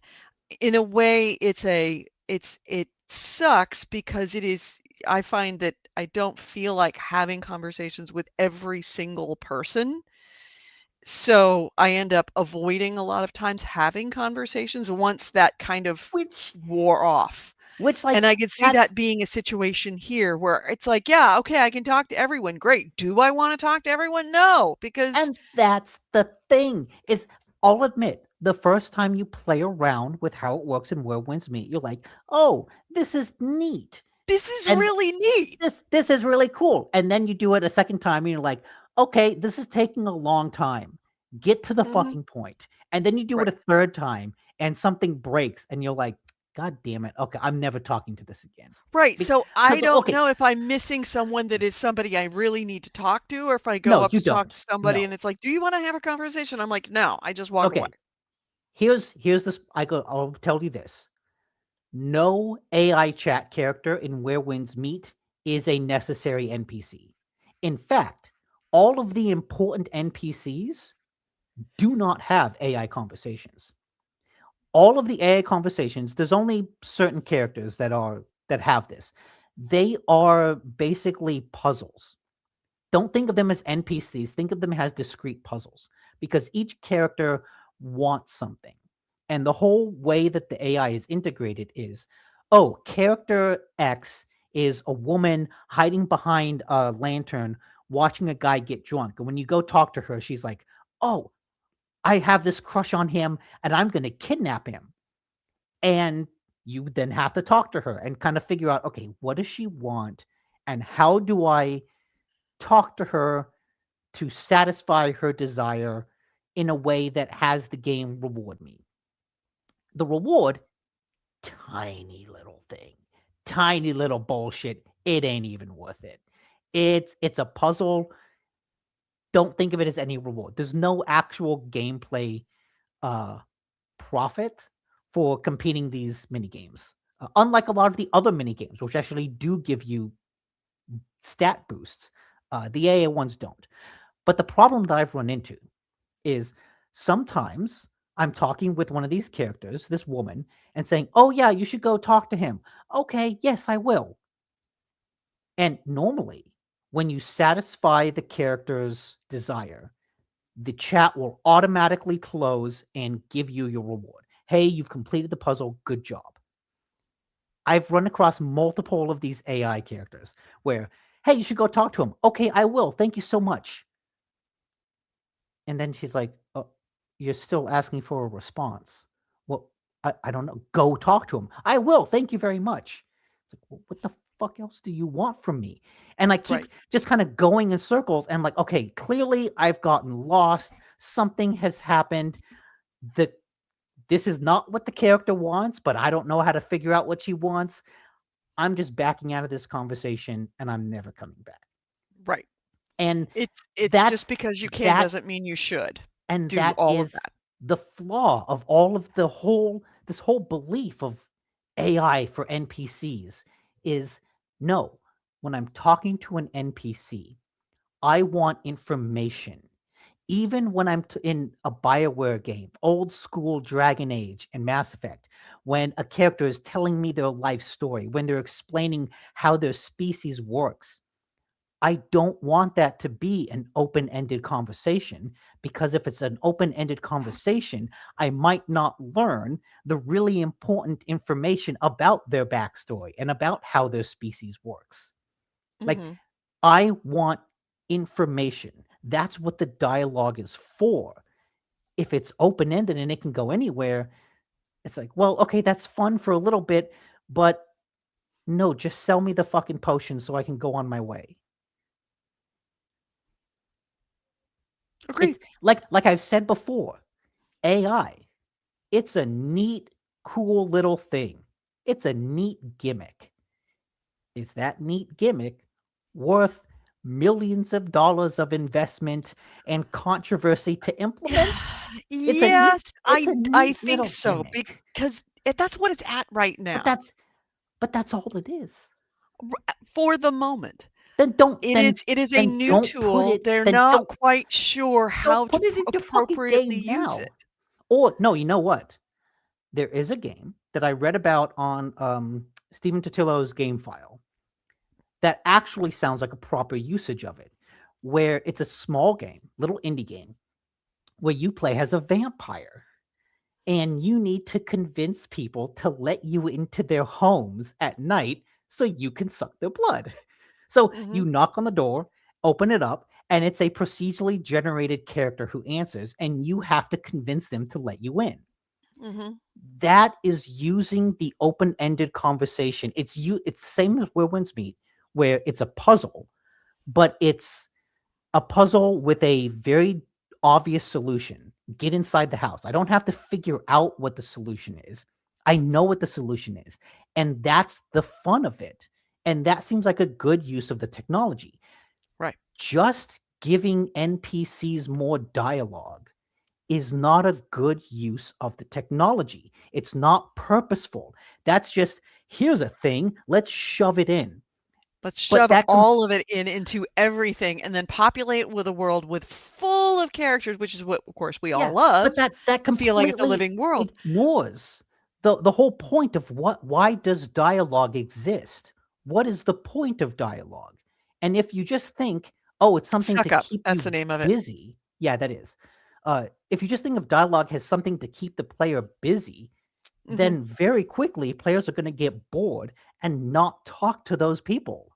Right. Like, there's a It has way to to have implement the this that mechanic is can't just intelligent, but yeah, just giving more dialogue is not the way to do it. So it has to be a purposeful mechanic with a goal in mind. I'm thinking of another one that was before Suck Up that was and it's voice only, and I do own it, but I haven't played it. It's a little indie game that is a murder mystery game. And you have to go and have voice conversations with people around and interview them and try to get them to a lot like what was that Team Bondi game? Film, LA LA Noir. Noir. Yeah. Where LA Noir, where you had to interview people and ask them kind of the right questions to get them to give you the information that you need in order to figure out who was the murderer or figure out the crime, Yeah. essentially be a cop. And that was where the AI did great. And the conversations you can end up having are absolutely ludicrous. You can just try to send the AI off into just complete lunacy, which is part of the fun of it. But also, this was a mechanic that actually furthered gameplay. It furthered story. It actually had a point of being included in the game. Whereas when you're just throwing AI characters, fully voicing everybody in a whole town, whether they're an important NPC or not, and just making it so that you can have conversations with everybody, that ends up just being shovelware, as time consumer, time wasting. And it confuses the game and it takes you out of trying to be a hero with a goal and creates more confusion and flotsam and jetsam of stuff that you feel like you need to do or should be doing that might be confusing to the game player of how do I actually move forward from here because there's too much. Um, and that's what Where Winds Meet is, and it sounds like that might also be the same problem that they're having in Fable, because I don't want to talk to every single person in town. No. It was kind of nice going into town and you couldn't talk to everybody, but you knew that everybody you talked to would have something interesting to say, or if they didn't have something interesting to say, it was very short because they didn't want to pay for the Yeah. voices. Look, It you was a very go back short little conversation. They'd say something funny and you just keep going. go back to classic JRPGs where you get to a new town and it's full of characters and you're like, I'm gonna talk to everyone, and you go up and talk to them, 2 lines of dialogue, then they start repeating. You're like, okay, that's it. I got two Moving lines of on. dialogue, on to the next person. 2 lines of dialogue, on to the next person. You learn a little bit about the character, you learn a little bit about the town, you learn a little bit more about the world, but like every character, 2 lines of dialogue. That's Takes it. me 10 seconds and I can cover each, person by 10 seconds. I can go through an entire town and know that I've talk to everybody in the town and Yeah. do it And in 20 and minutes and we're then done. when you get to the person with 5 lines of dialogue, you're like, I'm They've paying got attention to something to you. yeah, This something is interesting to important. say. This is Or not an NPC. This is an actually important character. right, or if I have a choice for a dialogue choice. It's like, okay, Yeah. there's something here I need to pay attention to. It's yeah, I was most dismayed at the fact that there would be everybody you could talk to every single person in town. Yeah. And now, granted, to be fair, this is all Because just of my Where Winds Meet experience, by yeah, the way. and this is all just cynical speculation. They have not said anything about AI in the game. They have not mentioned it. No one has asked about it. It is 100% speculation. But just the fact that it's coming from Microsoft, which is heavily pushing it, Xbox has announced a lot of AI initiatives at the behest of Microsoft. And so seeing them announce a game where the selling points contain a lot of the buzzwords that have also been used to justify using AI in games, it feels like those two are going to link up, even though there hasn't been any concrete evidence of that. So we'll see. We will see. And And we'll incidentally, the see game how that I was talking Fable about with the murder works. mystery game was Vaudeville, and that's the link for it in the description or in Okay. the show notes. So, anything else that came out of Developers Direct that made you stand up and take notice? Like I said, I haven't looked at anything else. I'm intrigued by Beast of Reincarnation, if only because it's a non-Pokemon game from the Pokemon game company. But I haven't actually watched the video. I saw a little bit of Forza. Looks more like Forza.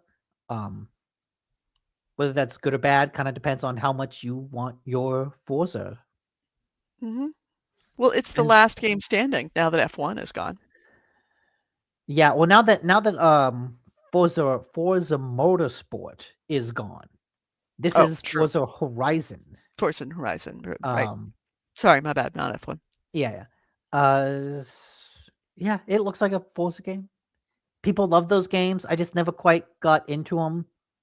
Mm-hmm. And then what was the other one that they showed off? There was Fable, Beast of Reincarnation.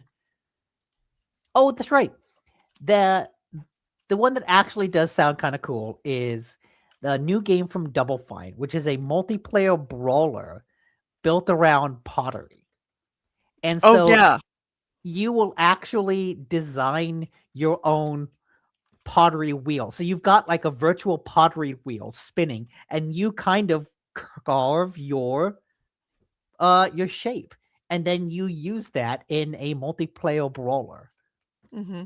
It's like, oh, that's a fun idea that I expect out of Double Fine. It's like, oh, this is neat, this is different. Using kind of player creativity, user generated content, but in a much more structured, thoughtful manner. Mm-hmm. Yeah, I like this idea. I'm not a multiplayer brawler guy, so I don't know if I would play it, but I really like this concept. This is the kind of creative, different thing that Double Fine that kind of really makes Double Fine. Like, this is what they're known for, is taking a weird gameplay concept and making a game around it. Mm-hmm. Oh, AC Ray says that Kiln was part of an Amnesia Fortnite. Nifty to see it back. Yeah, Amnesia Fortnite is when Double Fine, like, internally, they have like a design competition to basically have a in-house game jam. And a lot of their games come from these in-house game jams. Yeah, when I heard about it, I was like, this seems weird enough that I'm sort of there for it. Yeah, it's such a cool idea. Unfortunately, they don't show a whole lot of gameplay. Like, you can skip ahead because this is just Tim Schafer having a fun pottery-based skit. I didn't realize how much Tim Schafer is starting to look like a mashup between Overman and Jack Black. Look, at a certain point, an old white guy grows a With a beard, beard. that also turns white, and they all just look the fucking same. Jack Black, Tim Schafer, Gabe Newell, Yeah. Nick Offerman. Offerman, not Overman. Offerman. Yeah, Nick. He looks like Nick Offerman and Jack Black had a baby. It would be Tim Schafer. Yeah. If you're an old guy who grows a beard, prepare to be mistook for every other old guy with a beard. Right. True. But he really does look like Jack Black. Oh, he does. Yeah, Kiln looks interesting and fun. It looks like something that I'm not going to spend 100 hours playing, but it looks interesting. But I also appreciate Double that Fine. because it wasn't designed for you to spend 100 hours playing it. Right. Well, I mean, leave it to Tim Schafer is such an inspiration because his whole company just has crazy ass ideas and he goes with it. And they let him. They let him because he's Tim Schafer. There's the Amnesia game Fortnite for 2017. Wow, they've been doing that for a long time. That's 9 years ago. All right, any other games that came out of Developer Direct? That was it. Those were the 4 games that they focused on, which right. I do like that format of a show where they just have a few games, but they actually interview the developers. They talk about the mechanics. It's more than just trailer. Right. Like you It's not actually get some game deep show. dive to understand what the game is about. Right. The next item I have Okay. Well, I is will say, unfortunately, a lot of people were hoping for something from Bethesda. Like we said before, they were hoping for an announcement of a Fallout 3 remake or a New Vegas remake, but silence on that part. yeah. Bethesda's definitely working on something. Yeah, Elder Scrolls Although 6. it's only really very much in the news right now because of the fact that they're shutting The down TV show. Anthem. Oh, yeah. That's kind of eating all of the air in the Bethesda world, but they No, need that's to. BioWare. Sorry, BioWare. My bad. I get the two of them mixed up all the time because they're my two favorite games were Yeah. Bethesda games and But yeah, Bethesda's working on Elder Scrolls 6, and they're Elder probably Scrolls working 6. on a remake, but I mean, those things take a while. Who knows? Bethesda has never been good with timelines. No. So next item is Hey, do you remember Highguard? Does that name sound familiar at all? no. So, Highguard was the closing announcement of the Game Awards back in December. This was what looks like to be a hero-based multiplayer shooter. But Keighley was really hyped about it. And when he showed the trailer and people saw a hero-based multiplayer shooter, the internet reacted, let's say, a little negatively. Lots of Yes, I remember this. the name Concord was thrown around a lot. And eventually it was revealed that Highguard didn't actually pay to have the final slot of the show. That Keighley saw the game, was legitimately really excited about it, and decided to give it that kind of prime spot. But unfortunately, giving a prime spot to, a live service hero-based shooter in this day and age invoked the ire of a lot of the internet. And since then, since that announcement in December, since this trailer that we're watching now, there hasn't been any information about the game. There has been like no additional trailers, no additional talk about the characters, like none of the marketing that you kind of come to expect from a big shooter release until now, because the game is set to release next week on January 26th. So literally Really? tomorrow. Oh, my. As of this recording. That will be when they begin all of their big showcases. So the Highguard Twitter account announced that on January 26th at 10 a.m. Pacific, there's going to be a in-depth look at all of the gameplay, deep dives, and so that's when the game is really going to kick off. That's when the marketing is really going to kick off. And actually, is that when the game releases too? Let me double check. Yeah, live stream happening on the game's release date of January 26th. Oh, so So it is the whole game is coming out. I think this is an interesting moment to kind of look at a different marketing tactic in 2026 for video games. Instead of spending a bunch of time and effort and money ahead of a game's release trying to build buzz, I think what their plan is to wait until the game is out and then do all of their marketing, then do all of their push, and then saying, game is out now, go play it. Because I do believe this is a free-to-play game. Don't quote me on that. I assume so.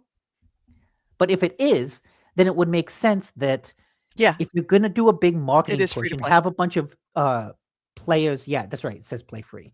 Have a bunch of streamers playing the game on stream, you want the audience to be able to join in on that as well. So it's an interesting, a different marketing tact that I don't think we've really seen before. It's not a shadow drop, but it's kind of a shadow. It's like in between a shadow drop and your typical big budget, put a bunch of commercials out ahead of time, movie style launch. It's something in between, and I'm curious to see how it will do. I don't know about the game itself, but I'm interested around how the marketing will work for the game. I would imagine that when it starts, there's going to be events and tons of stuff like that as well. Oh yeah. So I'm not. I have no inclination for this game. No, but you know what? Don't I care. hope it does well because I want all big games to do well, and especially a game that got so much hate. I would kind of like to see it, you know, at least do well for the first year. Mm-hmm. You can Yeah. shut down a year later, but like at least get a little bit of a win. Yeah. So my next item and my last item is that there's the EA sale. By the way, incidentally, because I have to drive by the EA corporate offices here in Redwood Shores daily, pretty much. There's a huge crane on the top of the EA building right now, like a big crane that just appeared this week. So I don't know, it's because they're taking the EA banner off of the building in anticipation of selling it or what's going on, but there's a big, big ass, like Huh.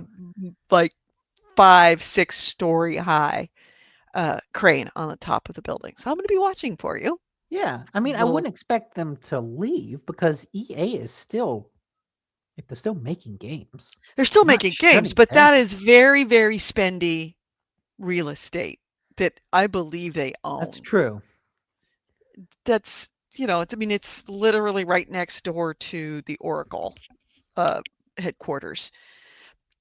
That being said, it is also 4, 5, 6, 7, 8 sneezes. That's a new record. No, Are you I getting think my highest sick? is like 9 or 10. No, that was just a sneeze. Oh, okay. That was Um, my average sneeze. Yeah. uh, Yeah, you're right. It is price of real estate. Everyone else is moving out of the Bay Area. right. Everybody else is moving out of the Bay Area. It is very expensive real estate. Granted, the whole office buildings on the peninsula in Silicon Valley, there's just, you could bowl through most of the brand new, never been occupied buildings that have just completed in the last 2 years. There's just so much office space because of everything shutting down. But that is a flagship location because it is the EA campus. It's multiple buildings. It's an EA campus on Redwood Shores. So, yeah, I mean, if they want to recoup some of that money or if they want to make some of their money back, if they want to corporately raid EA, one of the things they could do is, because I don't think a lot of people are actually working in that building, is it they could just get rid of the building and sell the property if I'm Or just, assuming they own or it, better yet, just rent it to someone else. Rent it to or Facebook. rent it to someone else. There's not a lot of people to rent it to, but yeah, get it off the books. It's definitely expensive to Yeah. run. But Ubisoft restructuring, I saw it as problematic from day one to have foreign companies come in and take over multiple different kinds of media in typically American media. Well, we're not the only ones now. Finally, someone has stood up. The Communication Workers of America, United Video Games Union, has approached the FTC, the US FTC, which they have to sign off on this sale, to share its opposition to this deal of Jared Kushner's company and the Saudis buying EA for, was it $65 billion? So according to Eurogamer, the UVG's letter calls out EA for its plan to cut down its staff by calling the cuts, quote, a choice, not a necessity, made to pad investors' pockets, not to strengthen the company, which is not wrong, Yeah. also not entirely right, but it's also not wrong. And that since, and they point out that EA is the biggest, if not one of the biggest, video game publishers, developers, and publishers in the world, that it's not a quote unquote struggling company that needs to start, you know, slashing and burning jobs in the United States. The UVG asked the FTC members to, quote, scrutinize this deal and ensure that any path forward protects jobs and preserves creative freedom. Realistically, is the FTC going to do anything about it?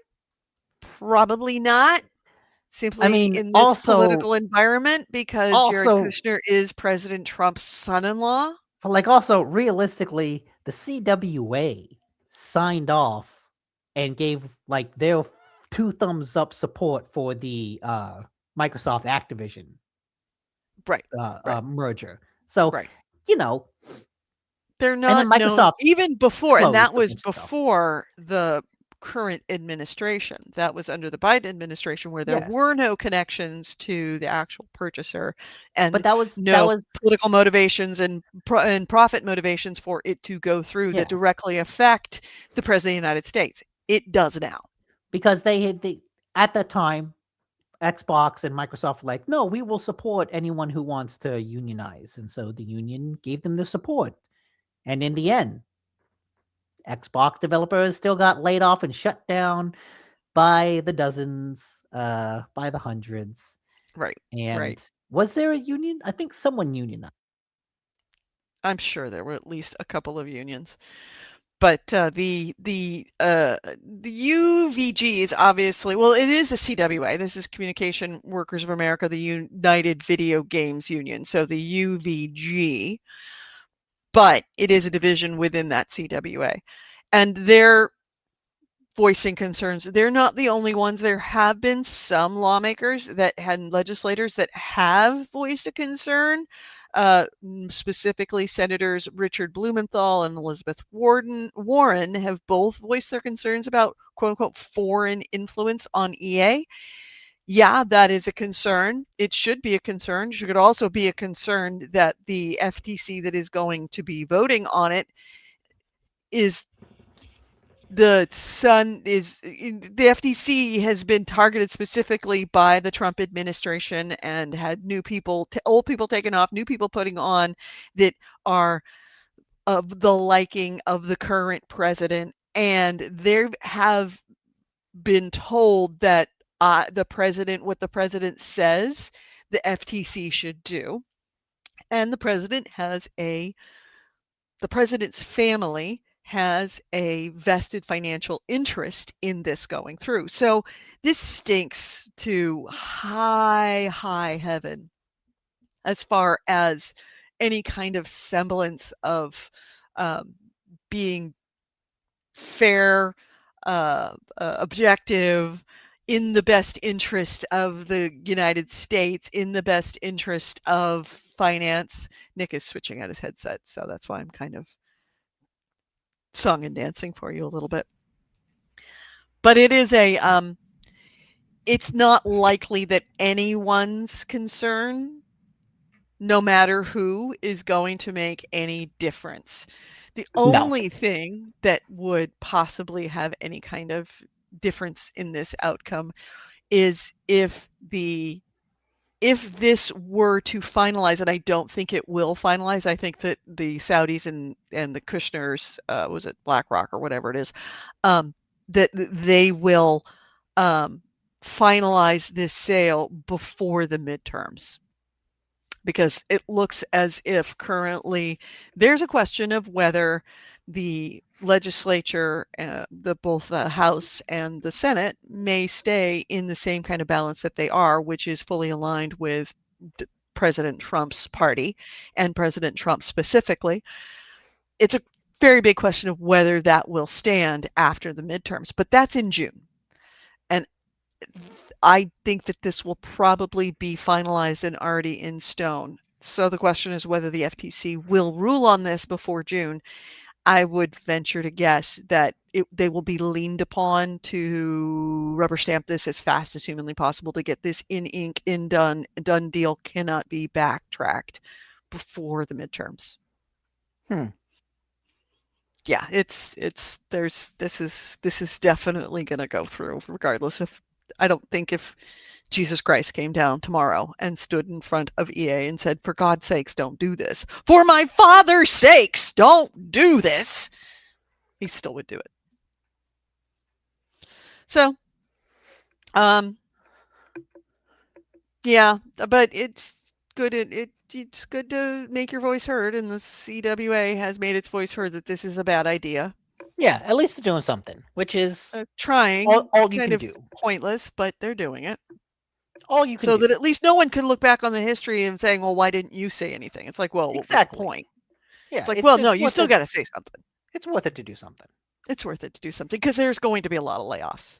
They're absolutely going to lay off a ton of people.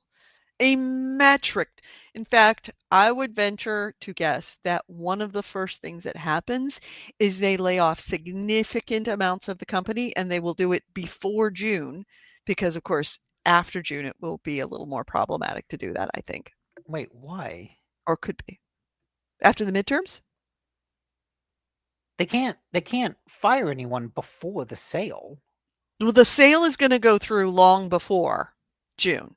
No question. Oh, that's what you And think. you didn't have your headset on. We were talking about that. I was talking about that this has to happen before June because after the midterm elections, the balance of power within the legislature may change, and the FTC is probably somebody's going to throw a roadblock into it if we don't have, if the Republicans lose the Senate and the House, there's going to be a roadblock thrown up. If they lose one, it's going to maybe a roadblock. So there's both. There's definitely going to be a roadblock thrown into this. It's highly targeted. That's going to be I think one of the first acts is they're going to throw as big a grenade into this that lawmakers can, and hopefully, that will make a difference. But that's why this has to get done before midterms, long before midterms. And I think that they have to do it long enough so that one of the first things they do, and they do have, because of law, they can't just go and fire people without going out of business. So that they're going to have to file reports, file permits and notifications with the government that they are going to be laying off people. And there is, I believe, a 30-day advance notice that they have to submit that they're going to be laying people off. So they're going to lay a ton of people off, and that's going to be announced probably, it has to be announced in early May. That's has very to be soon. Announced in early May. Right. That means you're assuming the sale will be finalized before May? It has to be finalized before May. If they are planning on making layoffs, I think that they are absolutely going to move that fast. I would imagine April. They are very soon. This is my prediction. The sale will be finalized by April. Okay. And immediately afterwards, they're going to make file the announcements that there's going to be mass layoffs in late April, so that everybody that can be fired, that they want fired, will be fired. The company will be stripped down before the midterms. I mean, I also know, I do expect there to be layoffs because there's always layoffs. But like, the Saudis are buying EA, like they're buying the company. So they still want the company. They're not just buying it to strip it. They still they're not going to buy it to strip it. They're going to strip down quite a lot of it. And that's okay. Going to happen. That's my timeline that I predict. Here's the race nobody wanted. Who lays off more people this year? Ubisoft or EA?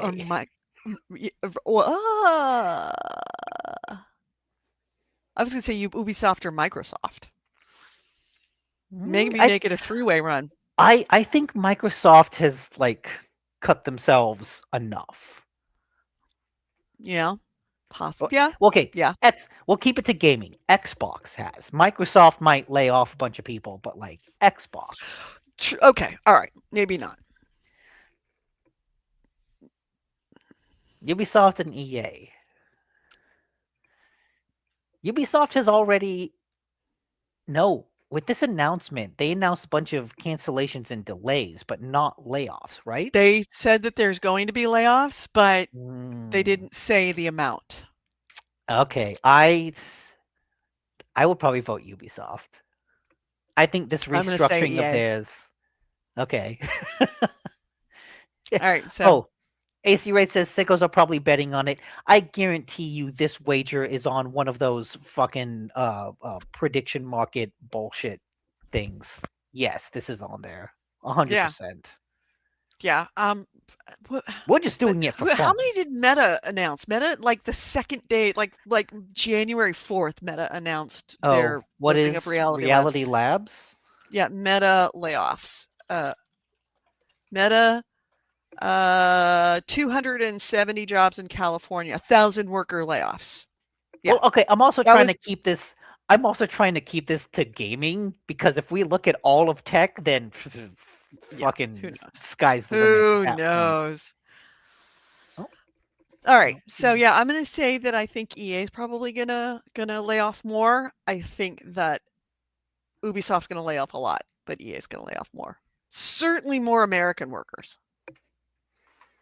EA's almost gonna lay off probably almost everybody in the United States, I think. No, I don't think they're going that far. I don't think they're gonna go that far either, because they still are a very profitable publishing house. Even if they're not making games, they're still publishing games.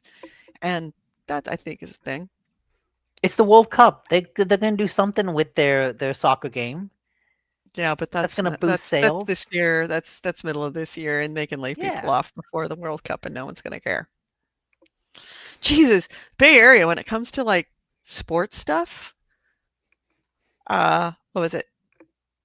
California Olympics, World Cup, Super Bowl, probably World Series, and now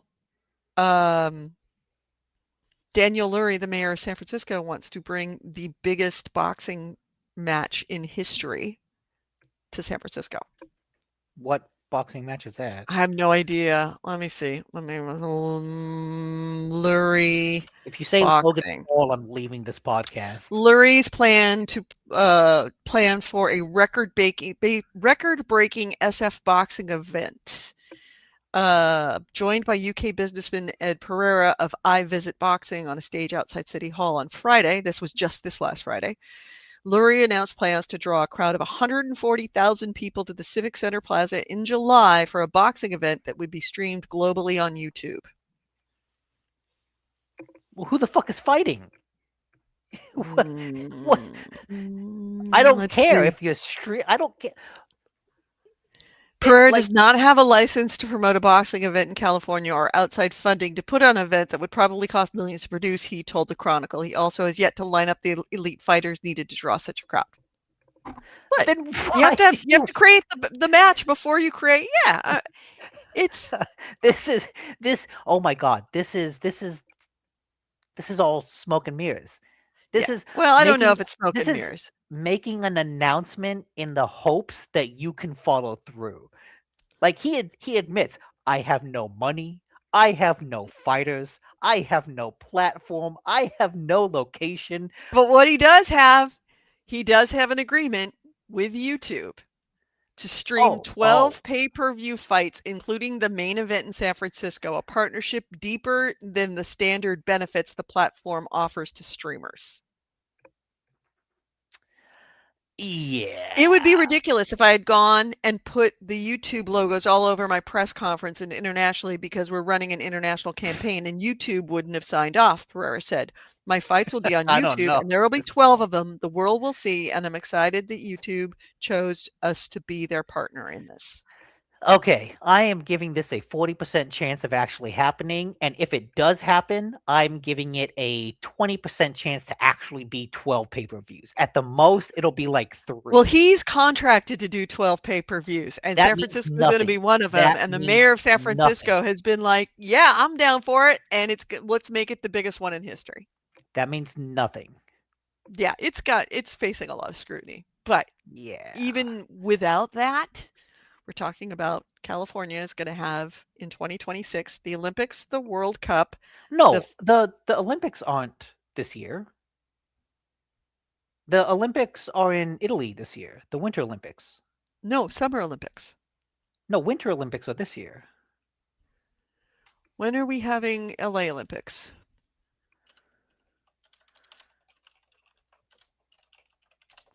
The Olympics The start LA in 2028. Sorry, 2028. Yeah, the Olympics start in like 2 weeks. I know.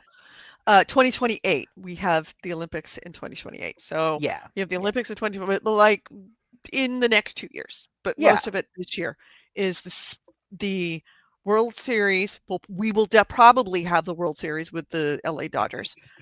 The Super Bowl, the World Cup 2026, the LA Olympics 2028. Who's going to the Super Bowl? Huh?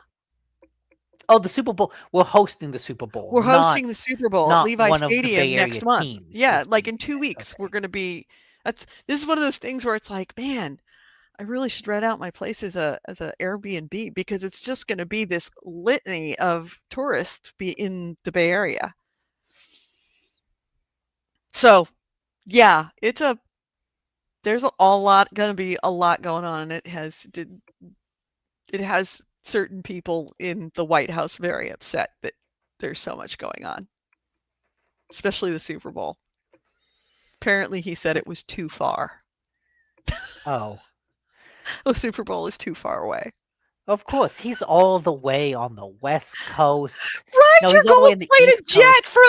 from the Qatar. Didn't somebody give you a gold-plated jet? Just use that, fucker. Yeah, that's fine. You went to Russia for a woman, for a wife, for fuck's sake. And this is too far away. If he doesn't want to come here, that's fine. That's actually, it is fine. Oh, he also called Green Day and Pitbull boring.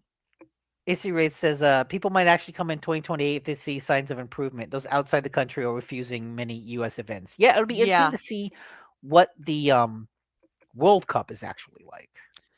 I venture to guess that customs and immigration will make things very difficult for people to enter the country, and essentially make it as inhospitable as possible for people coming to FIFA this year. Of course, if they do that, he's going to piss off the Saudis because the Saudis own FIFA. Oh, that's true. Oh, so maybe he might relax things for that. He's in a bit of a pickle because he can't stop the World Cup because then he pisses off his friends in Saudi Arabia. But if he lets the World Cup go on, then everybody comes to California. How much money does it take to solve racism?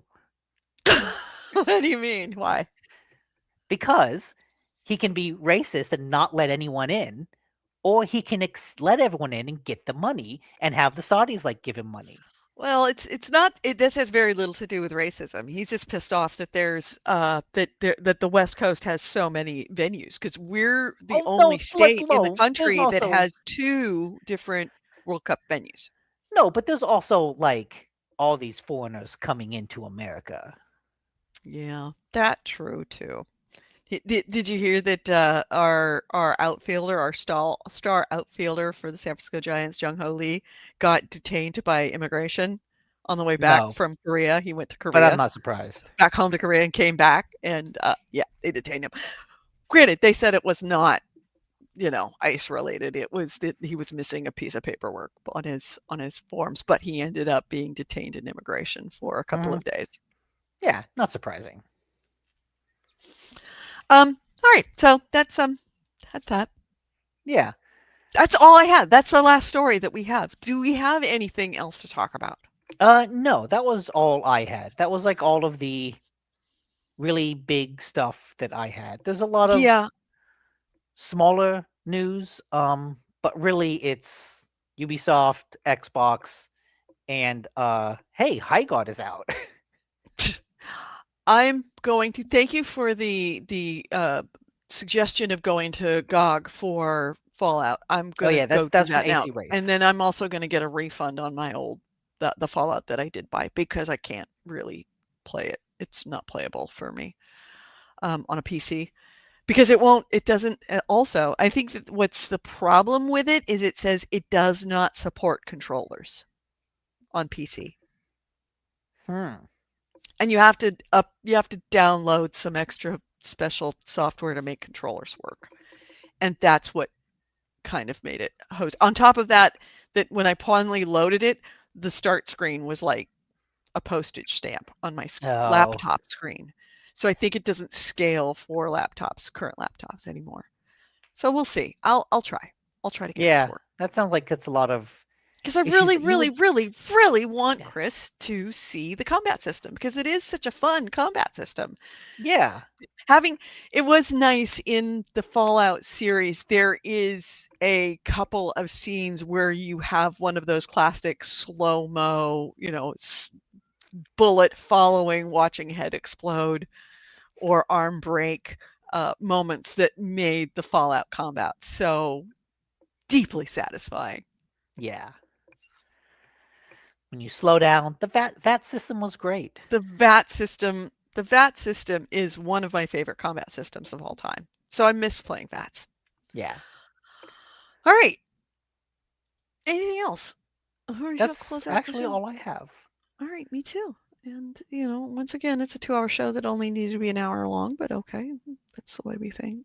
So Hey, what do you have an idea of what that's new how we game you're going to roll. play this week? Yes, because in a couple weeks, Markiplier, the YouTuber, Mm-hmm. is putting out a movie of a game called Iron Lung.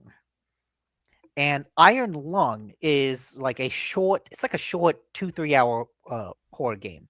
Came out a couple years ago from a developer that I really love, who makes a bunch of like really great tiny horror games. Really cool premise. I want to play the game before I see the movie. Mm-hmm. And the movie comes Good. out on the 30th, I believe. All right. The 30th of January. So I'm seeing it like Monday? No, it can't be that soon. Mm-hmm. February 2nd is when I'm seeing it. Okay. Yeah, not this coming Monday, but next Monday. All right. That is the day that I believe isn't uh Piss Boy is going to be in town on the 2nd. Oh, okay. So yeah, next week I will talk about Iron Lung the game, and then the week after I can talk about Iron Lung the movie. Okay. All right then.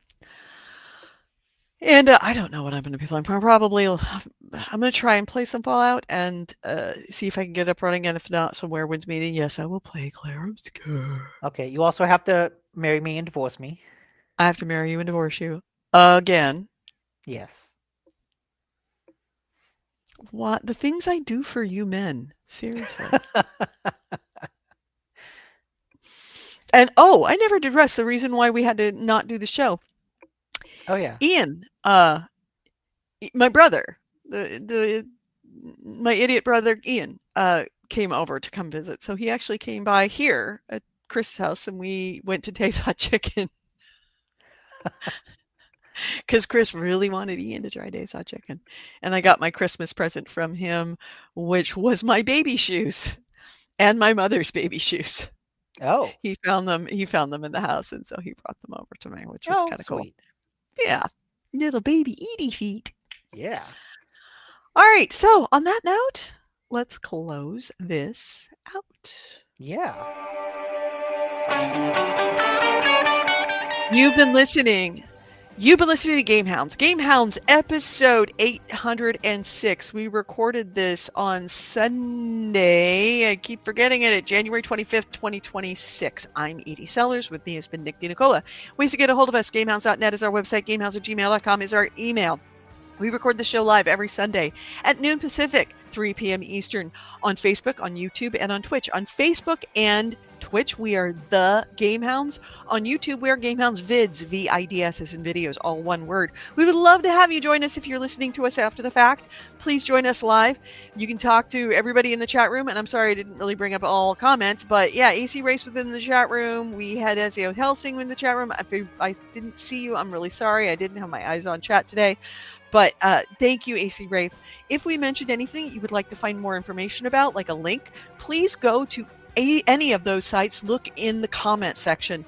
AC Wraith, no matter how minimal, when we mention it, he finds it and creates a link for it, so you can actually look this stuff up. Now, if you want to listen to us after the fact, don't know the name of the games. He had links for like vaudeville. He looks that stuff up. And vaudeville. Yeah, he could do that. So if you want to find anything, or if you're watching us after the fact on Facebook, YouTube, and Twitch, yes, we are available post-show, but we are also a podcast, an audio podcast. If you want to listen to us in the car, we would love to have you listen to us in the car or wherever you are on your commute. However, it is the same length show pretty much. But you can find us on all podcast streaming services or podcast download services. Most importantly, it is also on Apple Podcasts. If you're listening on Apple Podcasts, please, please, please, please, please go right now. Give it a thumbs up, a star. Give us some feedback, because it really, really makes a difference to help others, former listeners, find us again, because a lot of them don't recognize that we are still podcasting. We're still around because we had to switch streams due to Spreaker. Screw those guys. Anyway, please do that and leave us feedback. We'd love to have you do that. And when you do have some time, if you can find us, please come and listen to us live. If you would like to become a patron, we are Patreon funded, patreon.com/GameHounds. We are 100% Patreon funded. You help offset a bunch of the costs of this show. Thank you so much. And of course, there is our Discord. Our Discord information is usually in most of the places to find our Discord. And if you are watching right now on the screen, there is our Discord. Have a great week, everyone. Take care, and we will talk to you next week. Bye, everyone. Bye.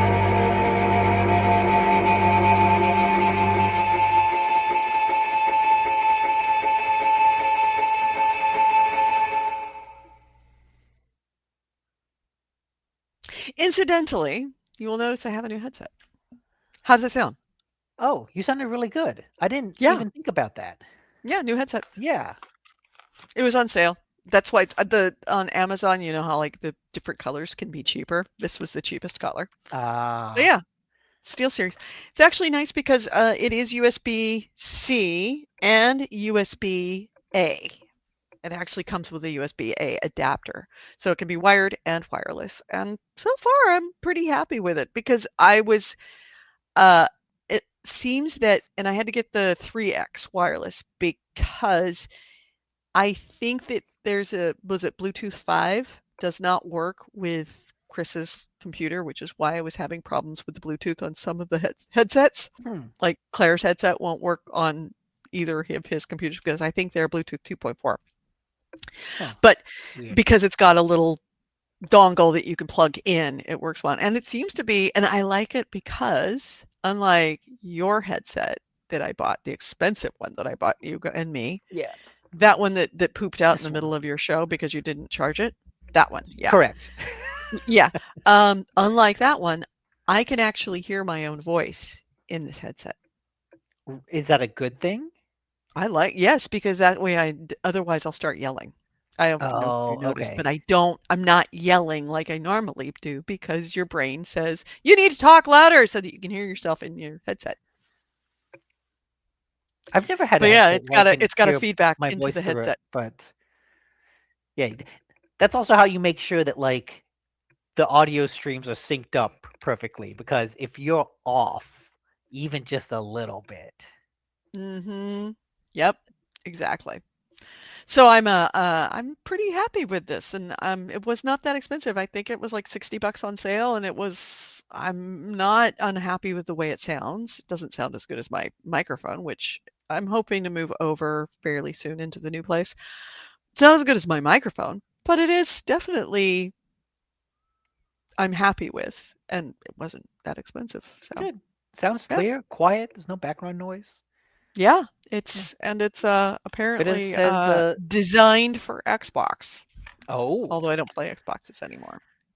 Bitter says Thank you, sounds Bitters. clear. Hey, And Bitters, you're he says here. it's crazy to think we've been meeting in this stream for 13 years. Mm-hmm. Yeah. We're watching all of us grow old. Eventually, Every I will single have a day. beard like Tim Schafer. Mm-hmm. I don't look like a 60-year-old, do I? No, I don't think so. Yeah, I mean, Chris had his birthday. Oh, I have to bring you over some cake because I told you about that. Yeah, I bought, once again, too big a cake, and it is absolutely deadly. This cake in particular, absolutely deadly. But yeah, he's no longer gives me hard time. Like every time I walk into the room between December 22nd and January 23rd, which is his birthday, every time I walk in the room, he says cuckoo cuckoo. Oh, that's a Beatles Mrs. thing, Robinson. right? Mrs. Oh, Robinson. okay. He calls me Mrs. Robinson for a month and 1 month and 1 day. Well, And I, Bitter says you look 60 but hot. oh, don't know how I feel about that, but okay. I mean, the hot is good, but thank you. It's good Hey, to if know things that don't work out with Chris. Bitter. There you go, Bitters. But you're GU, what they call in the airline industry. You're GU. GU? Geographically undesirable. Mm. You live too far away. He's just you can be a rebound, Bitters. I don't know how I don't know that I could ever date a listener. That would be a little Especially awkward. one that I've known for 13 years. That would be weird, right? I mean, 13 years ago, you were like a teenager. That would be no. Love is blind.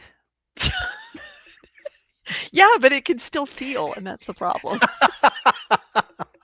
When you're 60, you could still feel it. All right, enough of uncomfortable conversations. On that note, we will see you next week. Everybody have a great week. Please take care of yourself, and we'll see you then.